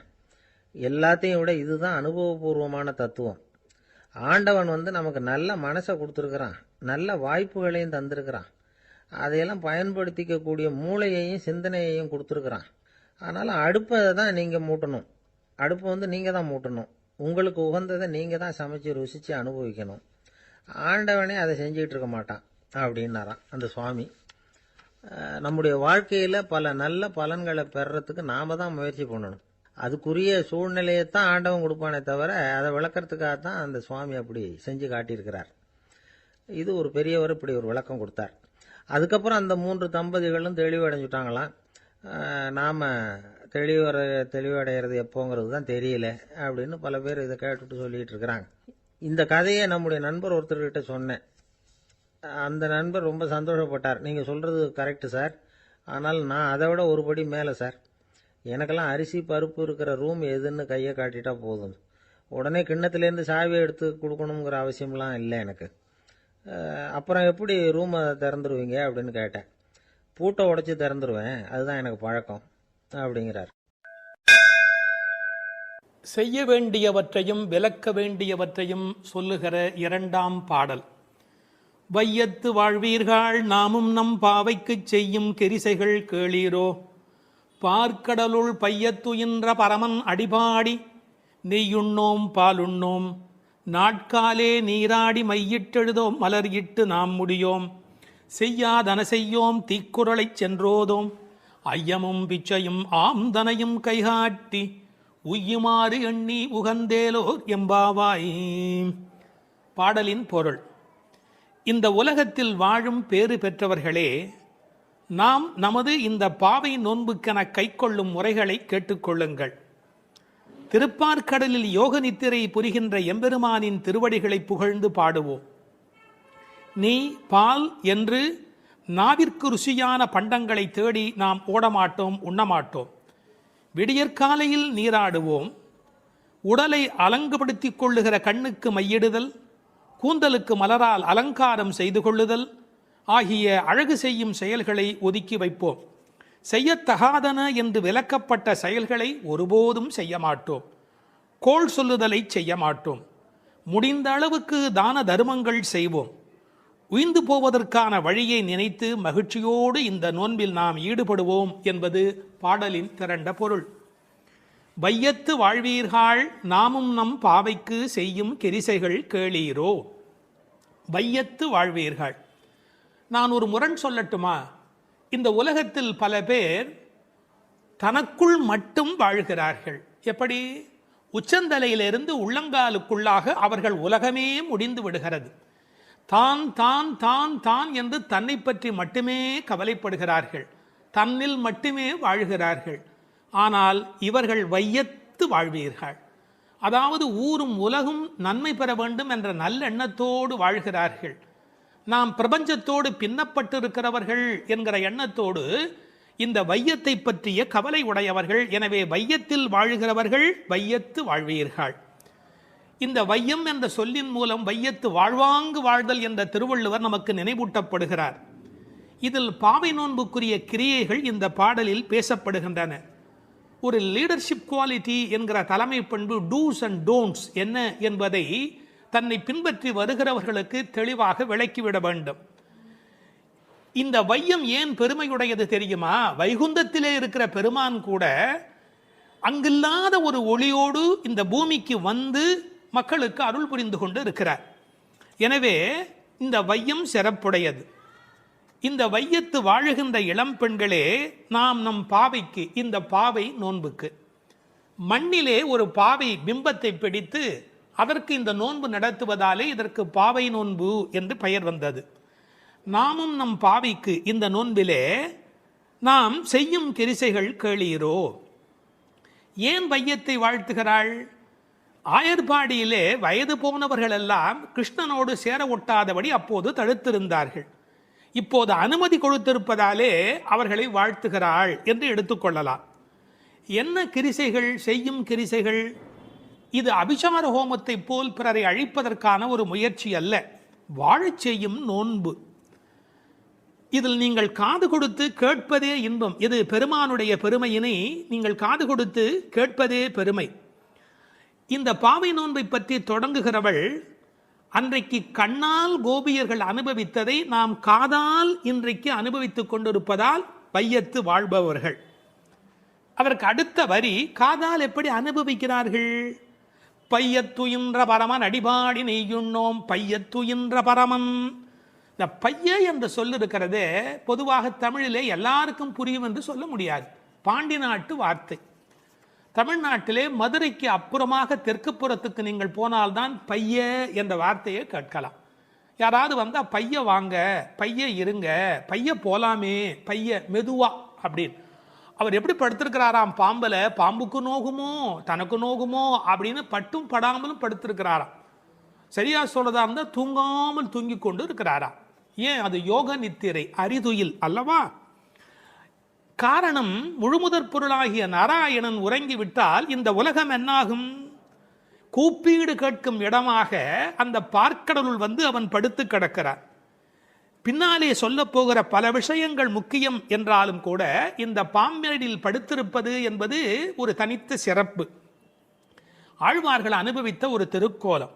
கிடந்ததோர் கிடக்கை கண்டும் எங்கனம் மறந்து வாழ்கேன். தொண்டரடி பொடியாழ்வார் சொல்கிறார். ஆஹா, இப்படி படுத்திருக்கிற இந்த காட்சி, அரங்கனுடைய காட்சியை நான் எங்கே போய் வேறு இடத்திலே பார்ப்பேன்? தூங்காமல் தூங்கிக் கொண்டிருக்கிறார், உறங்குவான் போல் யோகு செய்த பெருமான். அவன் அடி பாடி, இதுதான் நூலின் பயனே, பரமனுடைய அடியினை பாடி. இதை எப்படி விளக்குகிறாள்? பின்னாலே சொல்லுகிறாள், பொற்றாமரை அடி போற்றும் பொருள் கேளாய் என்று பேசுகிறாள். நீங்கள் என்னென்ன பாடல், யார் யார் எப்படி பாடுகிறார்கள் என்று பார்த்தால், இது பாடுதல் என்பதற்கு உரிய வார்த்தைகள் அவள் பயன்படுத்தி காட்டுகிறாள். உத்தமன் பேர் பாடி, வாயினால் பாடி, கேசவனை பாடவும். நான் பின்னால வருகிற பாடல் வரிகளையும் சொல்லிக்கொண்டே வருகிறேன், கவனமாக கேளுங்கள். உத்தமன் பேர் பாடி, வாயினால் பாடி, கேசவனை பாடவும், பாடிப்பறை கொண்டு முகில்வண்ணன் பேர் பாட, வனத்துக்கு இனியானை பாடவும், கீர்த்திமை பாடி, பங்கைய கண்ணனை பாடேலோர் எம்பாவாய், மாயனை பாடேலோர் எம்பாவாய், துயில் எழப் பாடுவான். உன் மைத்துனன் பேர் பாட, திருத்தக்க செல்வமும் சேவகமும் யாம் பாடி, கோவிந்தா உன் தன்னை இப்படி எத்தனை இடங்கள்ல இந்த திருப்பாவையில மட்டுமே பாடி என்கிற வார்த்தை வருகிறது. எனவே நோக்கமே பையத்துயின்ற பரமன் அடிபாடி, நெய்யுண்ணோம் பாலுண்ணோம். ரொம்ப அழகான ஒரு வார்த்தை. ஆயர்பாடியிலே எங்கு போனாலும் செழித்து கிடப்பது நெய்யும் பாலும். அதை உண்ண மாட்டோம் என்று சொன்னால் விரத காலங்களில் இவற்றை உண்ணுவதில்லை என்பது வெளிப்படையான பொருள். நெய், பால், இதை உண்ணாமல் இருப்பதற்கு இன்னொரு ரசமான காரணம் ஒன்று உண்டு. இப்போ நமக்கு ஒருவர் மீது பிரியம் இருக்கிறது என்று வைத்துக் கொள்ளுங்கள், அவர்களுக்கு ஒரு பொருள் மீது பிரியம் இருக்கிறது என்று வைத்துக் கொள்ளுங்கள். அதை யாராவது நமக்கு கொண்டு வந்து கொடுத்தால் சாப்பிட மாட்டோம். ஏன்? நாம் ரொம்ப நேசிக்கிற ஒரு குழந்தை, அதற்கு அல்வா பிடிக்கும், அல்வா கொண்டாந்து கொடுத்தா என்ன சொல்லுவோம்? என் பேரனுக்கு பிடிக்குமே, நான் எப்படி சாப்பிட்றது? வரட்டும் வரட்டும், இப்போ வரட்டும், வந்ததுக்கப்புறம் அவனுக்கு கொடுக்கலாம். இந்த நெய்யும் பாலும் கண்ணனுக்கு பிடிக்கும், கண்ணனை இவர்களுக்கு பிடிக்கும், தனக்கு பிடித்த கண்ணனுக்கு பிடித்த நெய்யும் பாலும் அவனுக்கு, அதனால் நெய்யுண்ணோம் பாலுண்ணோம் என்ற ஒரு அனுபவத்தையும் நாம் பார்க்கலாம். தமிழிலே நெய்யும் பாலும் உண்ணுதல் என்று சொல்வார்களா? பருகுதல், தின்னுதல், உண்ணுதல், நக்குதல் என்று சொல்லுண்டு. அதில் நெய் பருகுதல். அதை விட்டு யாரும் நெய் குடியோம் பால் குடியோம் என்று எழுதியிருக்க வேணும். ஆனால் உண்ணோம் என்று சொல்லுகிறார்களே, அதற்கு உரை எழுதியவர்கள் சொன்னார்கள், இவர்களுக்கு என்ன தமிழ் இலக்கண இலக்கியம் தெரியும்? ஆயர்பாடியிலே வாழுகிற பெண் அல்லவா, எனவே அந்த குலத்திற்கு ஏற்ப பேசிவிட்டார்கள் என்று ஒரு நயம் சொன்னார்கள். ஆனால் இன்னொரு சிறப்பு இருக்கிறது. உண்ணோம் என்று சொன்னால் நம்மூரிலே வேண்டுமானால் பாலும் நெய்யும் தண்ணீராக இருக்கலாம், ஆயர்பாடியில் கொழுத்து செழித்த காரணத்தால் அது உண்ணத்தகுந்த அளவுக்கு கெட்டியாக இருக்கிறது என்று கொள்ளலாம். இப்படி இவற்றை செய்ய மாட்டோம், நெய்யுண்ணோம் பாலுண்ணோம், நாட்காலே நீராடி மையிட்டு எழுதோம் மலர்கிட்டு நாம் முடியும். உடலுக்கு ஒப்பனை செய்து கொள்வது என்பது உலக நன்மைக்காக, உலக வாழ்வுக்காக. அத்தகைய காரியங்களை நாங்கள் செய்ய மாட்டோம். காரணம், இது உள்ளத்தை அலங்காரம் செய்கிற காலம். புறம் சுவர் கோலம் செய்து என்று தொண்டரடி பொடியாழ்வார் சொல்வார். இந்த வெளியில் வேஷம் போட்டு எவ்வளவு காலம் இந்த உடம்பையே பாதுகாப்பது? அதனால் விரத காலத்தில் இத்தகைய கவர்ச்சிகளை எல்லாம் விட்டுவிட்டு, ஏனென்றால் அலங்காரம் செய்து கொண்டால் பிறரது கவனம் நம்மீது குவியும், அது அவர்களது வழிபாட்டை குறைக்கும். அதனால் மையிட்டு எழுதோம் மலரிட்டு நாம் முடியும். வாசனை பூ கூட வைப்பது இல்லை.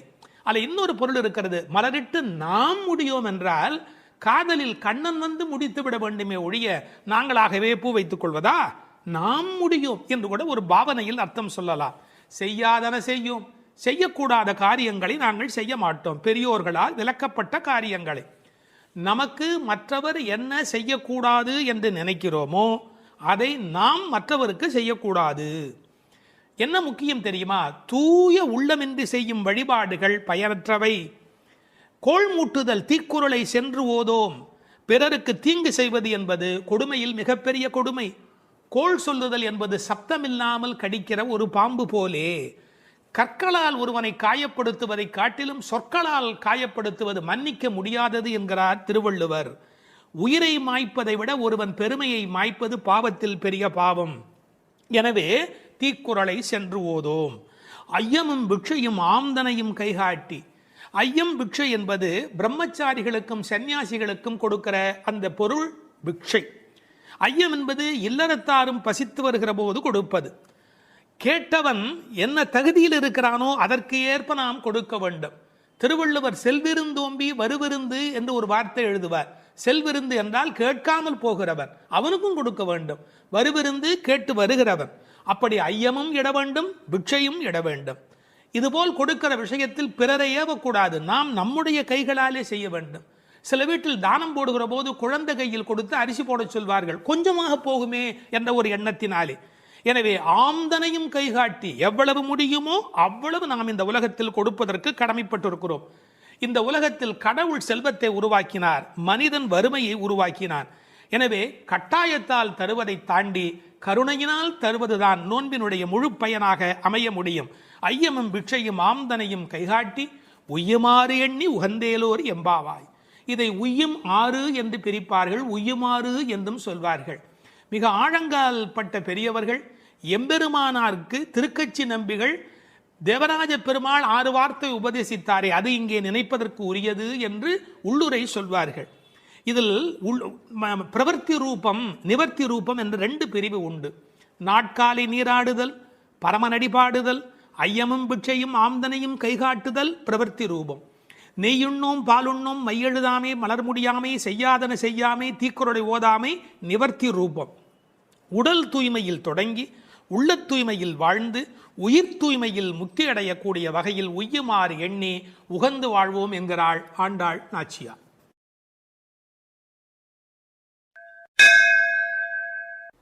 எட்டாவது திருப்பாவை பாட்டு. உற்சாகமுள்ள ஒரு பெண்ணை உறக்கத்திலிருந்து எழுப்புகிறார்கள்.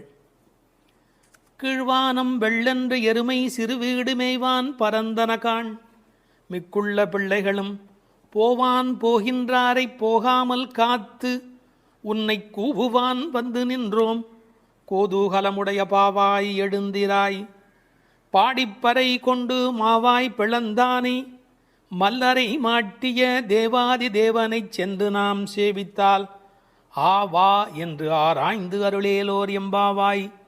8ஆம் பாட்டின் உரை. கண்ணனை எப்போதும் எண்ணி குதூகலமே வடிவான ஒரு பெண் இப்பாடலில் எழுப்பப்படுகிறாள். எப்போதும் மகிழ்ச்சி நிறைந்த பெண்ணே, கிழக்கு வெளுத்து விட்டது. பனிப்புல் மேய்வதற்காக எருமைகளை அவிழ்த்து விட்டு விட்டார்கள். பாவை நோன்புக்கென்ன நீராட மிகுதியான நமது கூட்டத்தைச் சேர்ந்த பெண்கள் பாவை நோன்பு கொண்டாடும் இடத்திற்கு புறப்பட்டு சென்று கொண்டிருக்கிறார்கள். அவர்களை நடுவில் நிறுத்தி உன்னை அழைத்து செல்வதற்காக நாங்கள் வந்திருக்கிறோம். கேசி என்ற குதிரை வடிவில் வந்த அரக்கனை மாய்த்தவனும் ஷானூரன் முஷ்டிகன் என்ற மல்லர்களை வென்று கொன்றவனும் தேவர்களுக்கெல்லாம் பெரிய தேவனுமான கண்ணனை நினைத்து பாடி அவனை சென்று அடைந்தால் அவன் நம் வருகையை அறிந்து வாருங்கள் வாருங்கள் என்று அழைத்து நாம் விரும்பிய பறையை நலனை நமக்கு தருவான். உறக்கத்தை கலைந்து எழுந்திரு என்பதுதான் இந்த பாடலின் திரண்ட பொருள். கீழ்வானம் வெள்ளென்று, கிழக்கு வெளுத்து விட்டது, அதாவது சூரிய உதயத்திற்கு முன்பான அருணோதயம் நிகழ்ந்து விட்டது. பண்டைய தமிழ் மரபு சூரியன் உதிப்பதற்கு முன்பாக எழுந்துவிட வேண்டும் என்கிற ஒரு ஒழுங்கியல் இருந்தது. இதற்கு ஒரு காரணம் உண்டு, ஒரு அருமையான பொன்மொழி. சூரியன் யாரை படுக்கையில் பார்க்கிறானோ அவர்களை வாழ்நாள் முழுவதும் படுக்கையிலேயே விட்டுவிடுகிறான் என்று ஒரு பொன்மொழி உண்டு. மனிதன் நோயின்றி இருக்க வேண்டும் என்று சொன்னால் விடியல் வேளையிலே சூரியன் வருகிறதற்கு முன்பாக எழுந்து நின்று அந்த சூரியனை வரவேற்பதற்கு தயாராக இருக்க வேண்டும். இந்த கிழக்கு வெளுத்தது என்பதை கீழ்வானம் வெள்ளென்று என்று எழுதுகிறார். ஒரு குறிப்பு, இவையெல்லாம் வெளியில் நடக்கிற விஷயங்கள். சூரியோதயத்திற்கு முந்தைய வானம் வெளுத்த நிலை. வெளியில் நடக்க வேண்டியதெல்லாம் நடந்து விட்டதே, உள்ளே நடக்க வேண்டியது நடந்திருக்கிறதா? வெளி அடையாளங்கள் சரியாக இருக்கின்றன, உள்ளே நிகழ வேண்டிய ஆன்ம விடியல் அது நடந்திருக்கிறதா? உனக்கு என்ன அஞ்ஞானமா? இன்னொரு அடையாளம் சொல்லுகிறாள், விடியலுக்கான அடையாளம். எருமை மாட்டை அவிழ்த்து விட்டு விட்டார்கள், மேய்ச்சல் நிலத்திற்கு கூட்டி போகிறார்கள். ஆனால் மேய்ச்சலுக்கு போவதற்கு முன்பு அதை அவிழ்த்து விட்ட உடனே பனிப்புல் மேய்வதற்கு அனுமதிப்பார்கள். அதுவும் பரபர என்று ஓடிவர் வந்து அந்த பனிப்புல்லை எல்லாம் மேயும். காரணம், பனிப்புல் மேய்ந்தால் பால் நன்றாக இருக்கும் என்பது ஆயர்பாடியினுடைய கொள்கை. ஆண்டாள் அந்தணர் குலத்தில் பிறந்து வளர்ந்தாலும் கூட அவருடைய இயல்பு ஆயர்பாடியின் உண்மைகள் அனைத்தையும் தெரிந்து வைத்திருக்கிறாள். எருமை சிறுவீடு மேய்வான். சிறுவீடு சின்னதாக விட்டு இருக்கிறார்கள், முழுசா விட்டுடலை. அது கொஞ்சம் அப்படி பக்கத்தில் போய் அந்த அவிழ்த்து விட்ட உடனே வந்து வெளியில் இருக்கிற அந்த பனிப்புல்லை மேய தொடங்குகிறது. அறிந்தோ அறியாமையிலேயோ எருமை அந்த வார்த்தையை பயன்படுத்துவதிலே ஒரு கிண்டல் இருக்கிறது. ஏன்னா யாராவது அதிக நேரம் தூங்கி கொண்டிருந்தா, என்னடா அப்படி எருமை போல தூங்குறியே என்று ஏசுவார்கள். எருமையே எழுந்து விட்டதே, நீ இன்னும் எழுந்திருக்கவில்லையா? அதில் ஒரு கேலி இருக்கிறது, ஒரு கிண்டல் இருக்கிறது. எருமை சிறுவீடு மேய்வான் பரந்தனகான், ஓடுது, அது பாட்டுக்கு அதை போய் திங்கிறதுக்காக அது பறந்து புறப்பட்டது. மிக்குள்ள பிள்ளைகளும், அதாவது 5 லட்சம் குடியில் இருக்கிற அத்தனை பெண்களும் ஒருத்தருக்கொத்தர் உறவு. அவர்கள் எல்லாருக்கும் நோன்பு நோக்க வேண்டும், கண்ணபெருமானை காண வேண்டும், அவன் தரிசனத்தை சென்று அனுபவிக்க வேண்டும், அவனோடு கலவி பரிமாற வேண்டும் என்ற எண்ணத்தினாலே போக வேண்டும் என்று எல்லோரும் தவிக்கிறார்கள். இறைவனை சென்று சேர வேண்டும் என்று இந்த சபரிமலைக்கு போகிற சில அன்பர்கள் ஒரு வேகத்தோடு புறப்படுவார்கள். அது மாதிரி போவான் போகின்றாரே, அப்படி எல்லாம் வேக வேகமாக எல்லோரும் புறப்படுகிறார்கள். இது ரொம்ப முக்கியமான ஒரு இடம். இன்றைக்கு சிலருடைய மனதிலே கோவிலுக்கு போவது என்பது ஒரு டூரிசம் ஸ்பாட் விசிட் என்பது போல மாறி இருக்கிறது. இல்லை இல்லை, அது திருத்தல யாத்திரை. திருத்தல யாத்திரைக்கும் டூரிசம் டெவலப்மெண்ட்டுக்கும் இடையில் பெரிய வித்தியாசம் இருக்கிறது என்பதை ஒவ்வொரு ஆன்மாவும் விளங்கிக் கொள்ள வேண்டும். மனதுக்கு மகிழ்ச்சி தருவது டூரிசம், ஆன்மாவுக்கு அமைதி தருவது தல யாத்திரை. அப்படி போவான் போகின்றார், எல்லாம் புறப்பட்டு விட்டார்கள். நாங்கள் என்ன பண்ணி வைத்திருக்கிறோம்? நிறுத்தி வைத்திருக்கிறோம். போகாமல் காத்து உன்னை கூவுவான் வந்து நின்றோம். பொதுவாக அப்படி புறப்பட்டு விட்டவர்களை தடுக்கக்கூடாது. ஆனால் எங்கள் மனம் வேதனைப்படுகிறது. உன்னை விட்டு விட்டு எப்படி அம்மா நாங்கள் போக முடியும்? பிரார்த்தனை கூட்டத்தால் நிறைவு பெறுகிறது, ஆனால் தியாகம் தனிமையால் அழகு பெறுகிறது. தியாகம் தான் ரொம்ப முக்கியம். பிரார்த்தனையை விட நிறைய பிரார்த்தனைகள் இருக்கட்டும், அதை விட தியாகம் அதை விட முக்கியம். நாங்கள் எல்லாரும் புறப்பட்டு விட்டார்கள், அவளை தடுத்து நிறுத்தி வைத்திருக்கிறேன், ஒன்று அழைத்து கொண்டு போக வேண்டும் என்று. ஒருவரை விட்டு விட்டு போனாலும் மனம் நிம்மதி அடையுமா? நாம் சாப்பிடுகிறோம், நமக்கு வேண்டிய ஒரு அன்பர், ஐயோ ஒரு வரலையே ஒரு வரலையே ஒரு வரலையே என்று தவிப்போம் இல்லையா? அதுபோல் கண்ணனை அனுபவிக்கின்ற அனுபவத்திலே ஒருத்தி விட்டு போனாலும் அவர்கள் மனது வேதனைப்படுகிறது. அதனால் போகின்றாரே போகாமல் காத்து உன்னை கூவுவான் வந்து, உன்னை கூப்பிடுவதற்காக வந்து நிற்கிறோம். ஒரு அழகான வார்த்தை நான் படித்தது, காத்திருப்பதற்கு அதிக பொறுப்பு வேண்டும். இந்த உலகத்தில் ஒரு விஷயத்துக்கு காத்திருப்பது என்பதற்கு கூடுதலான பொறுப்பு வேண்டும். கல்யாண பந்தியிலேயே பல பேர் பரபரக்கிறார்கள், கூப்பிடாமலேயே சாப்பிட ஓடுகிறார்கள். ஆனால் இவர்கள் பக்திக்கு போகிற போது கூட ஒருத்தி வர வேண்டுமே என்று காத்திருக்கிறார்கள். பொறுமை உள்ளவர்களே இந்த உலகத்தை ஒளிமயமாக ஆக்குகிறார்கள். யான் பெற்ற இன்பம் பெருக இவ்வையகம் என்று எண்ண வேண்டும் அல்லவா? இன்னும் ஒரு வார்த்தை சேர்த்தே சொல்லுகிறேன், பொறுமை கூட ஒரு வழிபாடுதான். பொறுமை கூட ஒரு உயர்ந்த வழிபாடுதான். வழிபாட்டின் ஓர் அங்கம் அல்ல பொறுமை என்பது, வழிபாட்டின் ஓர் அங்கம் அல்ல, பொறுமையே ஒரு பெரிய வழிபாடு. கடைசி மாணவனுக்கும் பாடம் சொல்லிக் கொடுக்கிறவரே நல்லாசிரியர். அதுபோல் உன்னை விட்டு விட்டு போக எங்களுக்கு மரம் வரவில்லை அடி அம்மா, அதனால் உனக்காக காத்திருக்கிறோம். ஏனென்றால் நீ வந்தால் அந்த இடம் கலகலப்பாக இருக்கும். கோதூகலமுடைய பாவாய் எழுந்திராய். சாதாரணமாகவே இளம்பெண்கள் எப்போவுமே சிரித்தபடி இருப்பார்கள். அவள் இருக்கிற இடத்துல சத்தம் ஜாஸ்தியாக இருக்கும். விஞ்ஞானத்திலேயே ஆண் மூளை பெண் மூளையை பற்றி பிரித்து வைத்து சொல்கிறார்கள். ஆணினுடைய மூளையிலே பேசுவதற்கான பேச்சு மையம் என்பது மிக குறைவு. ஆனால் பெண்ணினுடைய மூளை அமைப்பிலே பேசுவதற்கான மையம் என்கிற அந்த தன்மை கூடுதல். மொழி வளம் என்பது ஒரு பெண்ணுக்கு எளிமையாக வரும். மொழி வளம் என்பது ஆண் பருவமடைய அவருடைய பேச்சிலே அது வராது. கோதூகலமுடைய பாவாய், எப்போதும் உற்சாகமாக இருக்கிறவள். பாடி பறை கொண்டு, என்ன பொருள்? நாம் போய் பாடினால் அவன் பறை நமக்கு தருவான். இதற்கு வெளிப்படையான பொருள் நோன்புக்குரிய அந்த மண்ணினால் செய்யப்பட்ட தோல் கருவியாகிய பறை. ஆனால் ஆழத்தில் பார்த்தால் ஒவ்வொரு உயிரும் இந்த உலகத்தில் பெற வேண்டியது முக்தி. அந்த முக்தியை தரக்கூடிய பரம்பொருள் பரமாத்மா அவன். அதனால் அவனை பாடுவதால் நாம் பறை கொள்ளலாம். மாவாய் பிளந்தானே, குதிரை வடிவத்திலே ஒரு அரக்கன் வருகிறான். அவனுடைய வாய் பிளந்து அவனை கண்ணபெருமான் கொல்லுகிறான். மா விலங்கு, வாய் பிளந்தானே. இந்த திருக்குறளில் கூட ஒரு குறள் வரும், மயிர் நீப்பின் வாழா கவரி மா அன்னார். அதை கவரி மான்னு படிப்பார்கள். இல்லை இல்லை, மானா விலங்கு, பனிமலையில் இருக்கிற விலங்கு. அது ஒரு வகையான குதிரை, யாக். அது என்னன்னு கேட்டால், அதுக்கு மேலே இருக்கிற அந்த தோல் ரோமம் நீங்கி விட்டுதுன்னு வச்சுங்க, அந்த குடில் அதால் வாழ முடியாது. மா என்பது ஒரு வகையான விலங்கு. மா வாய் பிளந்தானே, மல்லரை மாட்டிய தேவாதி தேவனை. கண்ணனுடைய வாழ்க்கை முழுக்க பார்த்தா அசுரர்கள் வந்து கொண்டே இருக்கிறார்கள், மோதி மோதி சாகிறார்கள். முஷ்டிகன், சாணூரன், இந்த கண்ணபெருமானுடைய கதைகளை எல்லாம் இங்கே சொல்லுகிறாள். பக்தி உலகத்தினுடைய சிறப்பே தான் எதை விரும்புகிறோமோ அந்த பரமாத்மாவின் வரலாறுகளை பரிமாறி கொள்ளுதல். மல்லரை மாட்டிய தேவாதி தேவனை சென்று நாம் சேவித்தால், கடவுள் நம்மிடத்தில் வருவதற்கு தயாராக தான் இருக்கிறார். ஆனால் நாம் அதுக்கு முன்னாடி நாம் அங்கே போய் நிற்கணும். நம்மளை பார்ப்பதற்கு அவர் தயாராக இருக்கிறார். நீ 4 அடி எடுத்து வைத்தால் 40 அடி எடுத்து வைப்பதற்கு, 4000 அடி எடுத்து வைப்பதற்கு கடவுள் தயாராகவே இருக்கிறார். உண்மை அது. ஆனாலும் ஒரு மரியாதை கருதி நாம் சென்று சேவிக்க வேண்டும். சென்று நாம் சேவித்தால் வா என்று ஆராய்ந்து அவர் நம்மளை வரவேற்பதற்கு தயாராக இருக்கிறார். அதில் அந்த அழகு பாருங்க, மாவாய் பிளந்தானே என்பதற்கு எதுகையா ஆவா என்று. அதாவது நீ வந்துட்டியா, வா வா என்று ஆராய்ந்து அருளேலோர் எம்பாவாய். மகிழ்ச்சியுடைய ஒரு பெண், அவளும் சேர்ந்து சென்றால் மட்டுமே இறை அனுபவம் என்பது பூரணமாகிறது. ஒருவரை கூட விட்டுவிடக்கூடாது என்று ஒரு உண்மையை புரிந்து கொள்ளவான். இந்த காலத்தில் தான் கோயிலில் ஒன்றை பார்க்க விட மாட்டேன், என்ன பார்க்க விட மாட்டேன், நான் ஒன்றை மறைப்பேன், நான் பெரிய விஐபி, இப்படி பலவிதமான மனோபாவங்களில் சுவாமி தரிசனம் மாறி போய் விட்டது. ஆனால் உண்மையான பக்திக்கு அடையாளம் வா நீ வந்து பார், வா நீ வந்து பார். ஆக எல்லோரும் வர வேண்டும் என்ற அந்த தவிப்பு இந்த பாசுரத்தின் மூலம் நமக்கு கிடைக்கிறது.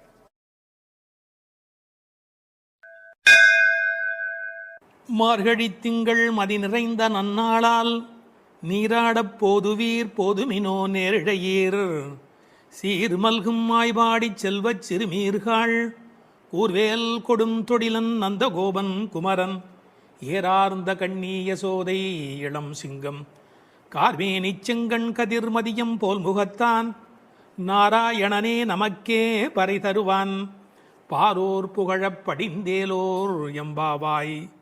முதல் பாசுரம். இதனுடைய பொருளை முதலில் சுருக்கமாக பார்த்துவிட்டு பிறகு நாம் விரிவாக சிந்திப்பது பொருத்தம் என்று கருதி உரை முதலில் சொல்லிவிடுகிறேன். நேரிழையீர் சிறந்த ஆபரணங்களை அணிந்த பெண்களே, வளம் நிறைந்த திரு ஆயர்பாடியின் செல்வச் சிறுமியர்களாகிய நாம் காத்திருந்த மார்கழி மாதம், பூரண சந்திரனுடன் கூடிய பௌர்ணமி நன்னாள், நாம் அனைவரும் கூடி மார்கழி நீராட்டத்தில் கலந்து கொள்ள வேண்டாமா? நீராட விருப்பமுடையவர்கள் அனைவரும் வாருங்கள் வாருங்கள். கூர்மையான வேலாயுதத்தை கைகளில் கொண்டவனும் கொடிய போர்த்தொழிலில் வல்லவனுமான நந்தகோபரின் திருமகன் கண்ணன், அழகிய கண்களை உடைய யசோதைக்கு வாய்த்த சிங்கக்குட்டி போன்றவன், மேக நிறத்தவன், சிவந்த கண்களை உடையவன். அவனது கண்கள் சூரியன் போன்றும் சந்திரன் போன்றும் ஒளி வீசக்கூடியவை. அவன் நாராயணன். அவன் நிச்சயம் நமக்கு நோன்பின் பலனை, அதாவது பறை அருள்வான். அதன் பயனாக உலகம் நம்மை புகழும். வாருங்கள் நீராட என்று அழைப்பதாக அமைந்திருக்கிற முதல் பாடல் இந்த பாடல். மார்கழி திங்கள் மதி நிறைந்த நன்னாளால் என்று சிறந்த மார்கழி மாதத்திலே பௌர்ணமி நல்ல நாளிலே இந்த நோன்பு தொடங்குகிறது என்று தொடங்குகிறாள். எதை தொடங்குவதற்கும் நல்ல காலம் வாய்ப்பது என்பது பெரிய காரியம். அதிலும் இறைவனை வணங்குவதற்கு எந்த நாள் தொடங்குகிறதோ அந்த நாள் நல்ல நாள். திங்கள் என்ற சொல்லினாலே பௌர்ணமியை குறிப்பது வழக்கம், முழு நிலவை குறிப்பது வழக்கம். ஆனால் பழைய காலத்தில் காலக்கணக்கு என்பதே பௌர்ணமி நிலவை அடிப்படையாக வைத்து சாந்திராயன மாதக்கணக்கு தொடங்கியமையினால் பௌர்ணமி எப்போதும் மாதத்தின் தொடக்கமாக கருதப்பட்டது. இந்த மார்கழி மாதம் கொண்டாடத்தக்க ஒரு காலம். பல காரணங்கள். இதமான குளிர், அளவான பனி, செழுமையான மழை பெய்து எல்லா இடத்திலும் நீர் வளம் நிரம்பி இருக்கிற ஒரு காலம், மழை முடிந்து விளைச்சல் தொடங்கி இருக்கிற ஒரு காலம், கறவைகள் நிறைய பால் கொடுக்கிற ஒரு பொற்காலம். அப்பொழுது ஆயர்பாடியில் மக்கள் மகிழ்வதில் என்ன வித்தியாசம் இருக்கிறது? அரசர்கள் கூட திக்விஜயத்திற்கு தேர்ந்தெடுத்து கொள்ளுகிற காலம் மார்கழி மாதம். எனவே அந்த மார்கழியை கொண்டாடினார்கள். அது மட்டும் அல்ல, இது ஒரு வெறும் இலக்கியம் அல்ல, ஞான நூல். ஒரு நாளை நாம் பகல் இரவு என்று பிரித்து அதில் பிரம்ம முகூர்த்தம் என்று சிற்றம் சிறுகாலைக்கு முந்திய நேரத்தை கொண்டாடுகிறோம். அப்படி ஒரு வருடமே தேவர்களுக்கு நாளாக மாறுகிற காலத்தில் மார்கழி தேவர்களின் விடியலாய் பிரம்ம முகூர்த்தமாய் கருதப்படுகிறது. மனதை மயக்கும் அந்த மாதத்தில் காற்று மண்டலம் மாசுபடாமல் இருக்கிறது. உடலும் உள்ளமும் புத்துணர்ச்சி உடையதாக விளம்புகிறது. சரியாக சொல்வதென்று சொன்னால் உலகம் தன்னை புதுப்பித்துக் கொள்ளும் பொற்காலம். உலகம் தன்னை புதுப்பித்துக் கொள்ளும் பொற்காலம். அந்நேரத்தில் நாம் நம்மை புதுப்பித்துக் கொள்ளுவதற்குத்தான் மார்கழியில் நோன்பு. மார்கழி திங்கள் மதி நிறைந்த நன்னாளால் மார்கழியை மனிதர்கள் மட்டும் கொண்டாடுவதில்லை. நான் மாதங்களில் மார்கழி என்று கீதையில் கண்ணன் தன்னை மார்கழியாகவே அடையாளம் காணுகிறார். மதி நிறைந்த நன்னாள் என்றாள். ஒரு சின்ன குறிப்பு இருக்கிறது. மதி நிறையும் போது மதி குறையும். என்ன? மதி நிறையும் போது மதி குறையும். பௌர்ணமி நாளில் சில பேருடைய மதி பாதிக்கப்படும். ஆங்கிலத்தில் லுனார் என்ற சொல்லும் லுனாட்டிக் என்ற சொல்லும் ஒன்றுக்கொன்று தொடர்புடையவை.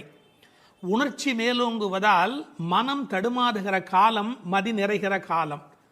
நாம் உணர்ச்சியை வென்று அறிவை கொண்டு இறைவனை அடைய வேண்டும் என்பதற்காக அந்த மாதம் கொண்டாடப்படுகிறது. மார்கழி மாதத்தின் பௌர்ணமி கொண்டாடப்படுகிறது. மூன்த் என்ற சொல்லும் மந்த் என்ற சொல்லும் ஒன்றிலிருந்து ஒன்று அடிப்படையாக பிறந்தது என்று ஆங்கிலத்திலே ஒரு கணக்கு உண்டு. எனவே மார்கழியை கொண்டாடி அதில் பௌர்ணமியை கொண்டாடுகிறார்கள். ஒரு பெரிய அழகு, இவர்கள் நாள் பார்த்து தொடங்கினார்களோ இல்லையோ, நல்லது தொடங்கும் போது நாள் தானே வாய்க்கிறது. கோல் விழுக்காட்டிலே விழுந்தாற் போலே என்று உரை எழுதுவார்கள். தெருக்களை அடைத்த ஒரு கோலம். வீட்டு வாசல் முகம் கழுவி சாணி தன் தலையில் ஒரு பரங்கிப்பூ கிரீடத்தை வைத்திருக்கிற அருமையான வேளை.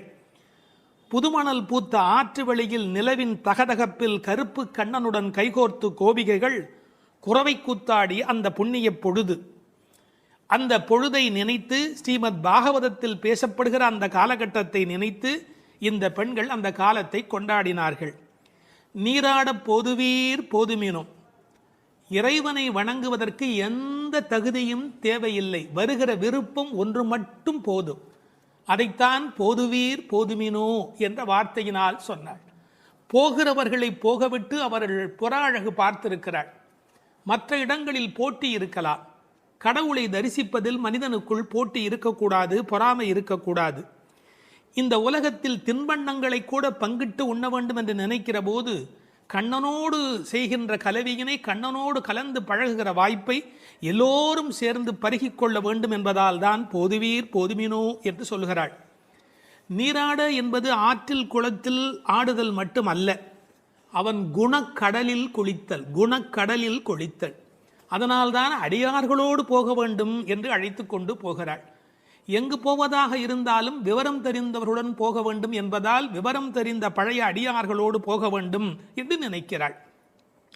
இன்னொரு குறிப்பு, கடவுளை கலத்தல் என்பது குளிப்பதைப் போல் சுலபமானது. அதனால்தான் நீராடப் போதுவீர். எனவே குளிக்க, கடவுளோடு கலக்க, என்றைக்கும் நிலைக்க, கலவி இன்பத்தில் கோபிகைகள் கண்ட அனுபவத்தை சுவைக்க எல்லாம் சேர்ந்து நீராடப் போதுவீர் என்ற வார்த்தைக்குள் விளங்குகிறது. சில பேருக்கு குளித்தல் உடல் நனைத்தல், சிலருக்கோ அது கழுவுதல், சிலருக்கு அது தெளித்துக் கொள்ளுதல். சிலர்தான் உண்மையில் குளிக்கிறார்கள். குளித்தல் என்ற சொல் எப்படி பிறந்ததென்றால், குளிர்தல் ஏற்பட்டால் மட்டுமே அது குளித்தல். ஆற்றில் சுடித்தோடும் வெள்ளத்தில் நனைகிற போது ஆன்மா விழிப்படைகிறது. பிரபஞ்ச நுகர்ச்சி நீங்கி நமக்கு ஆத்ம அனுபவம் தானே கிடைக்கிறது. தண்ணீர் ஒரு தியாகி, தான் அழுக்காகி பிறரை தூய்மையாக்கும் ஒரு உன்னத தியாகி. அந்த நீராட்டம் இறை அனுபவம் என்ற பொருளிலே இங்கு பேசப்பட்டது. இது ஆயர்பாடி. எப்படிப்பட்ட ஆயர்பாடி தெரியுமா? சீர்மல்கும் ஆயர்பாடி. செல்வச் சிறுமீர்கள். சீர் என்பது என்ன? பசு, எருமை, ஆடு என்கின்ற செல்வங்கள் நிறைந்திருக்கிற இடம்.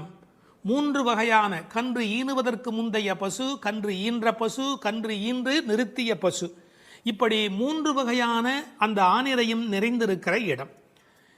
கண்ணன் பிறந்த பிறகு அவன் கைப்பட்டதாலே எல்லாம் அதிகமாக பால் கறப்பதால் செல்வம் செழித்தோங்கி இருப்பதால் செல்வ சிறுமீர்காள்.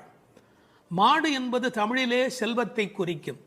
ஒரு ஆச்சரியம், கேட்டில் என்கிற ஆங்கில சொல்லும் செல்வத்தின் குறியீடு. சிறுமீர்காள் என்றது என்ன என்றால் கண்ணனுக்கு ஒத்த வயதுடையீர் என்று பொருள். இப்போது யாரை பார்க்க போகிறார்கள்? கண்ணன் திருமாளிகை, அது நந்தகோபருடைய திருமாளிகை. அவர் சாதாரணமானப்பட்டவர் அல்ல, கூர்வேல் கொடுந்தொழிலன். அச்சத்தை ஏற்படுத்துவாரா என்றால் நன்றாக சாதுவாகத்தான் இருந்தால், பசும்புல் சாப மிதியாதவராய் இருந்தார். ஆனால் கண்ணனுக்கு தொடர்ந்து அசுரர்களால் துன்பம் வந்த காரணத்தினாலே எப்போதும் கையில் வேலோடு போருக்கு தயாராக இருப்பதைப் போல் இருக்கிற கூர்வேல் கொடும் தொழிலன் நந்தகோபன். அவன் குமரன், அடங்கி ஒடுங்கி இருக்கிற அழகான அப்பாவிடத்தில் அடக்கமான பிள்ளை. ஏறார்ந்த கண்ணி யசோதை இளம் சிங்கம். அவள் கண்ணுக்கு அழகு எப்படி வந்து சேர்ந்தது? அழகு, எழுச்சி, இளமை இவையுடைய கண்ணாக அவள் விளங்குகின்றாளே, எங்கிருந்து வந்தது?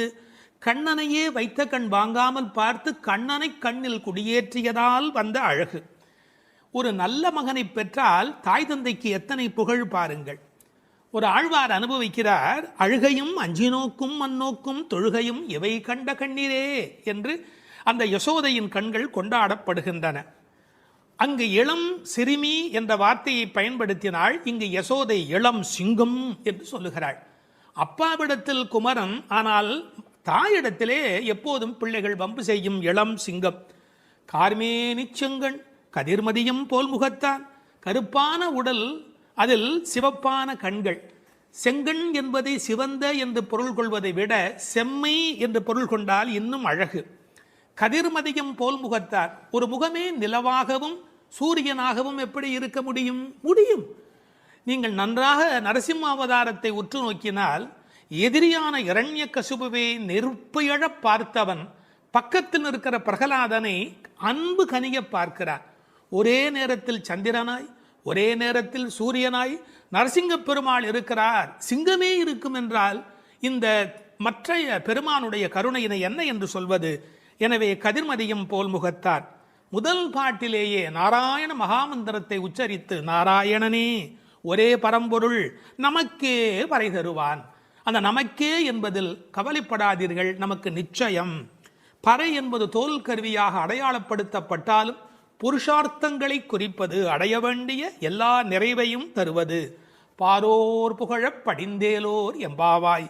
இந்த ஊர் புகழும், உலக நலனுக்கு மழை கிடைக்கும், நம்மையும் எல்லோரும் புகழ்வார்கள். படிந்தேலோர், நீரில் நன்கு படிந்து வாருங்கள் என்று அழைக்கிறாள். இது முதல் பாட்டின் பொருள்.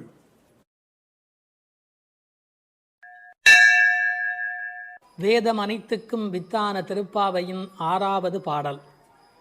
இது பாடல் தொடங்கி திருப்பள்ளி எழுச்சியாக அமைகிறது. உறங்குகிற பெண்ணை வெளியில் இருக்கிறவள் எழுப்புவது போல பாடலின் அமைப்பு முறை. விடிந்தது என்பதற்கான அடையாளங்கள் சொல்லி எழுப்புகிறார்கள்.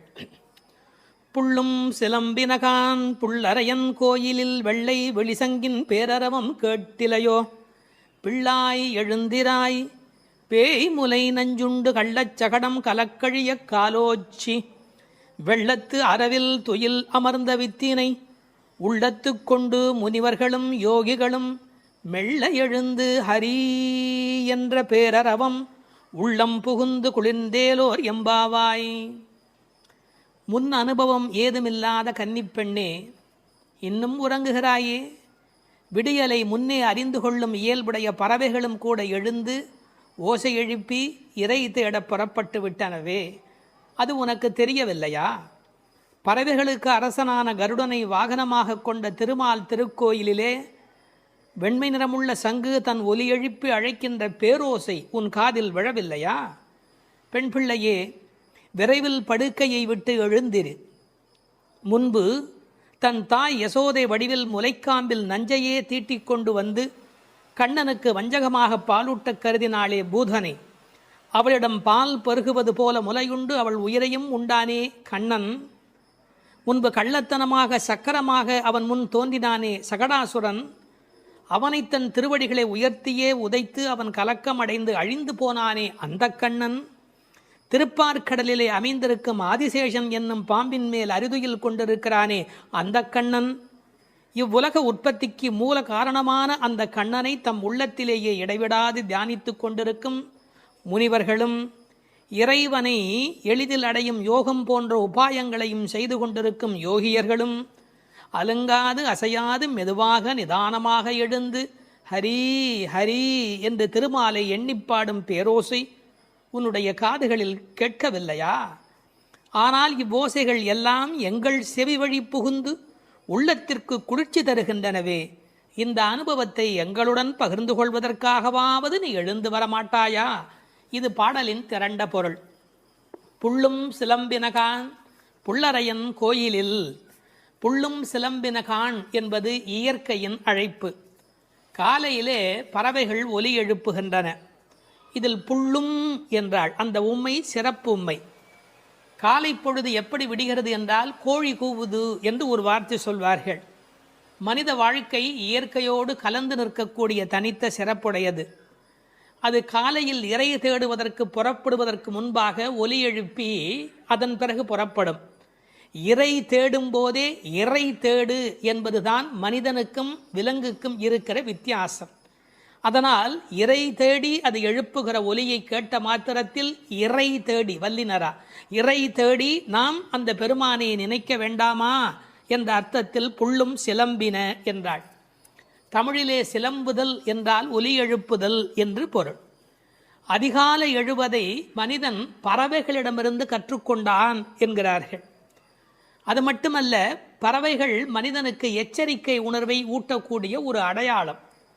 ஒரு காலத்தில் காடுகளில் மனித இனம் வாழ்ந்த காலத்தில் பதுங்கி வரும் பாய்ச்சல் மிருகங்கள் குறித்து எச்சரிக்கை ஒலி எழுப்பும் இயல்பு பறவைகளுக்கு உண்டு.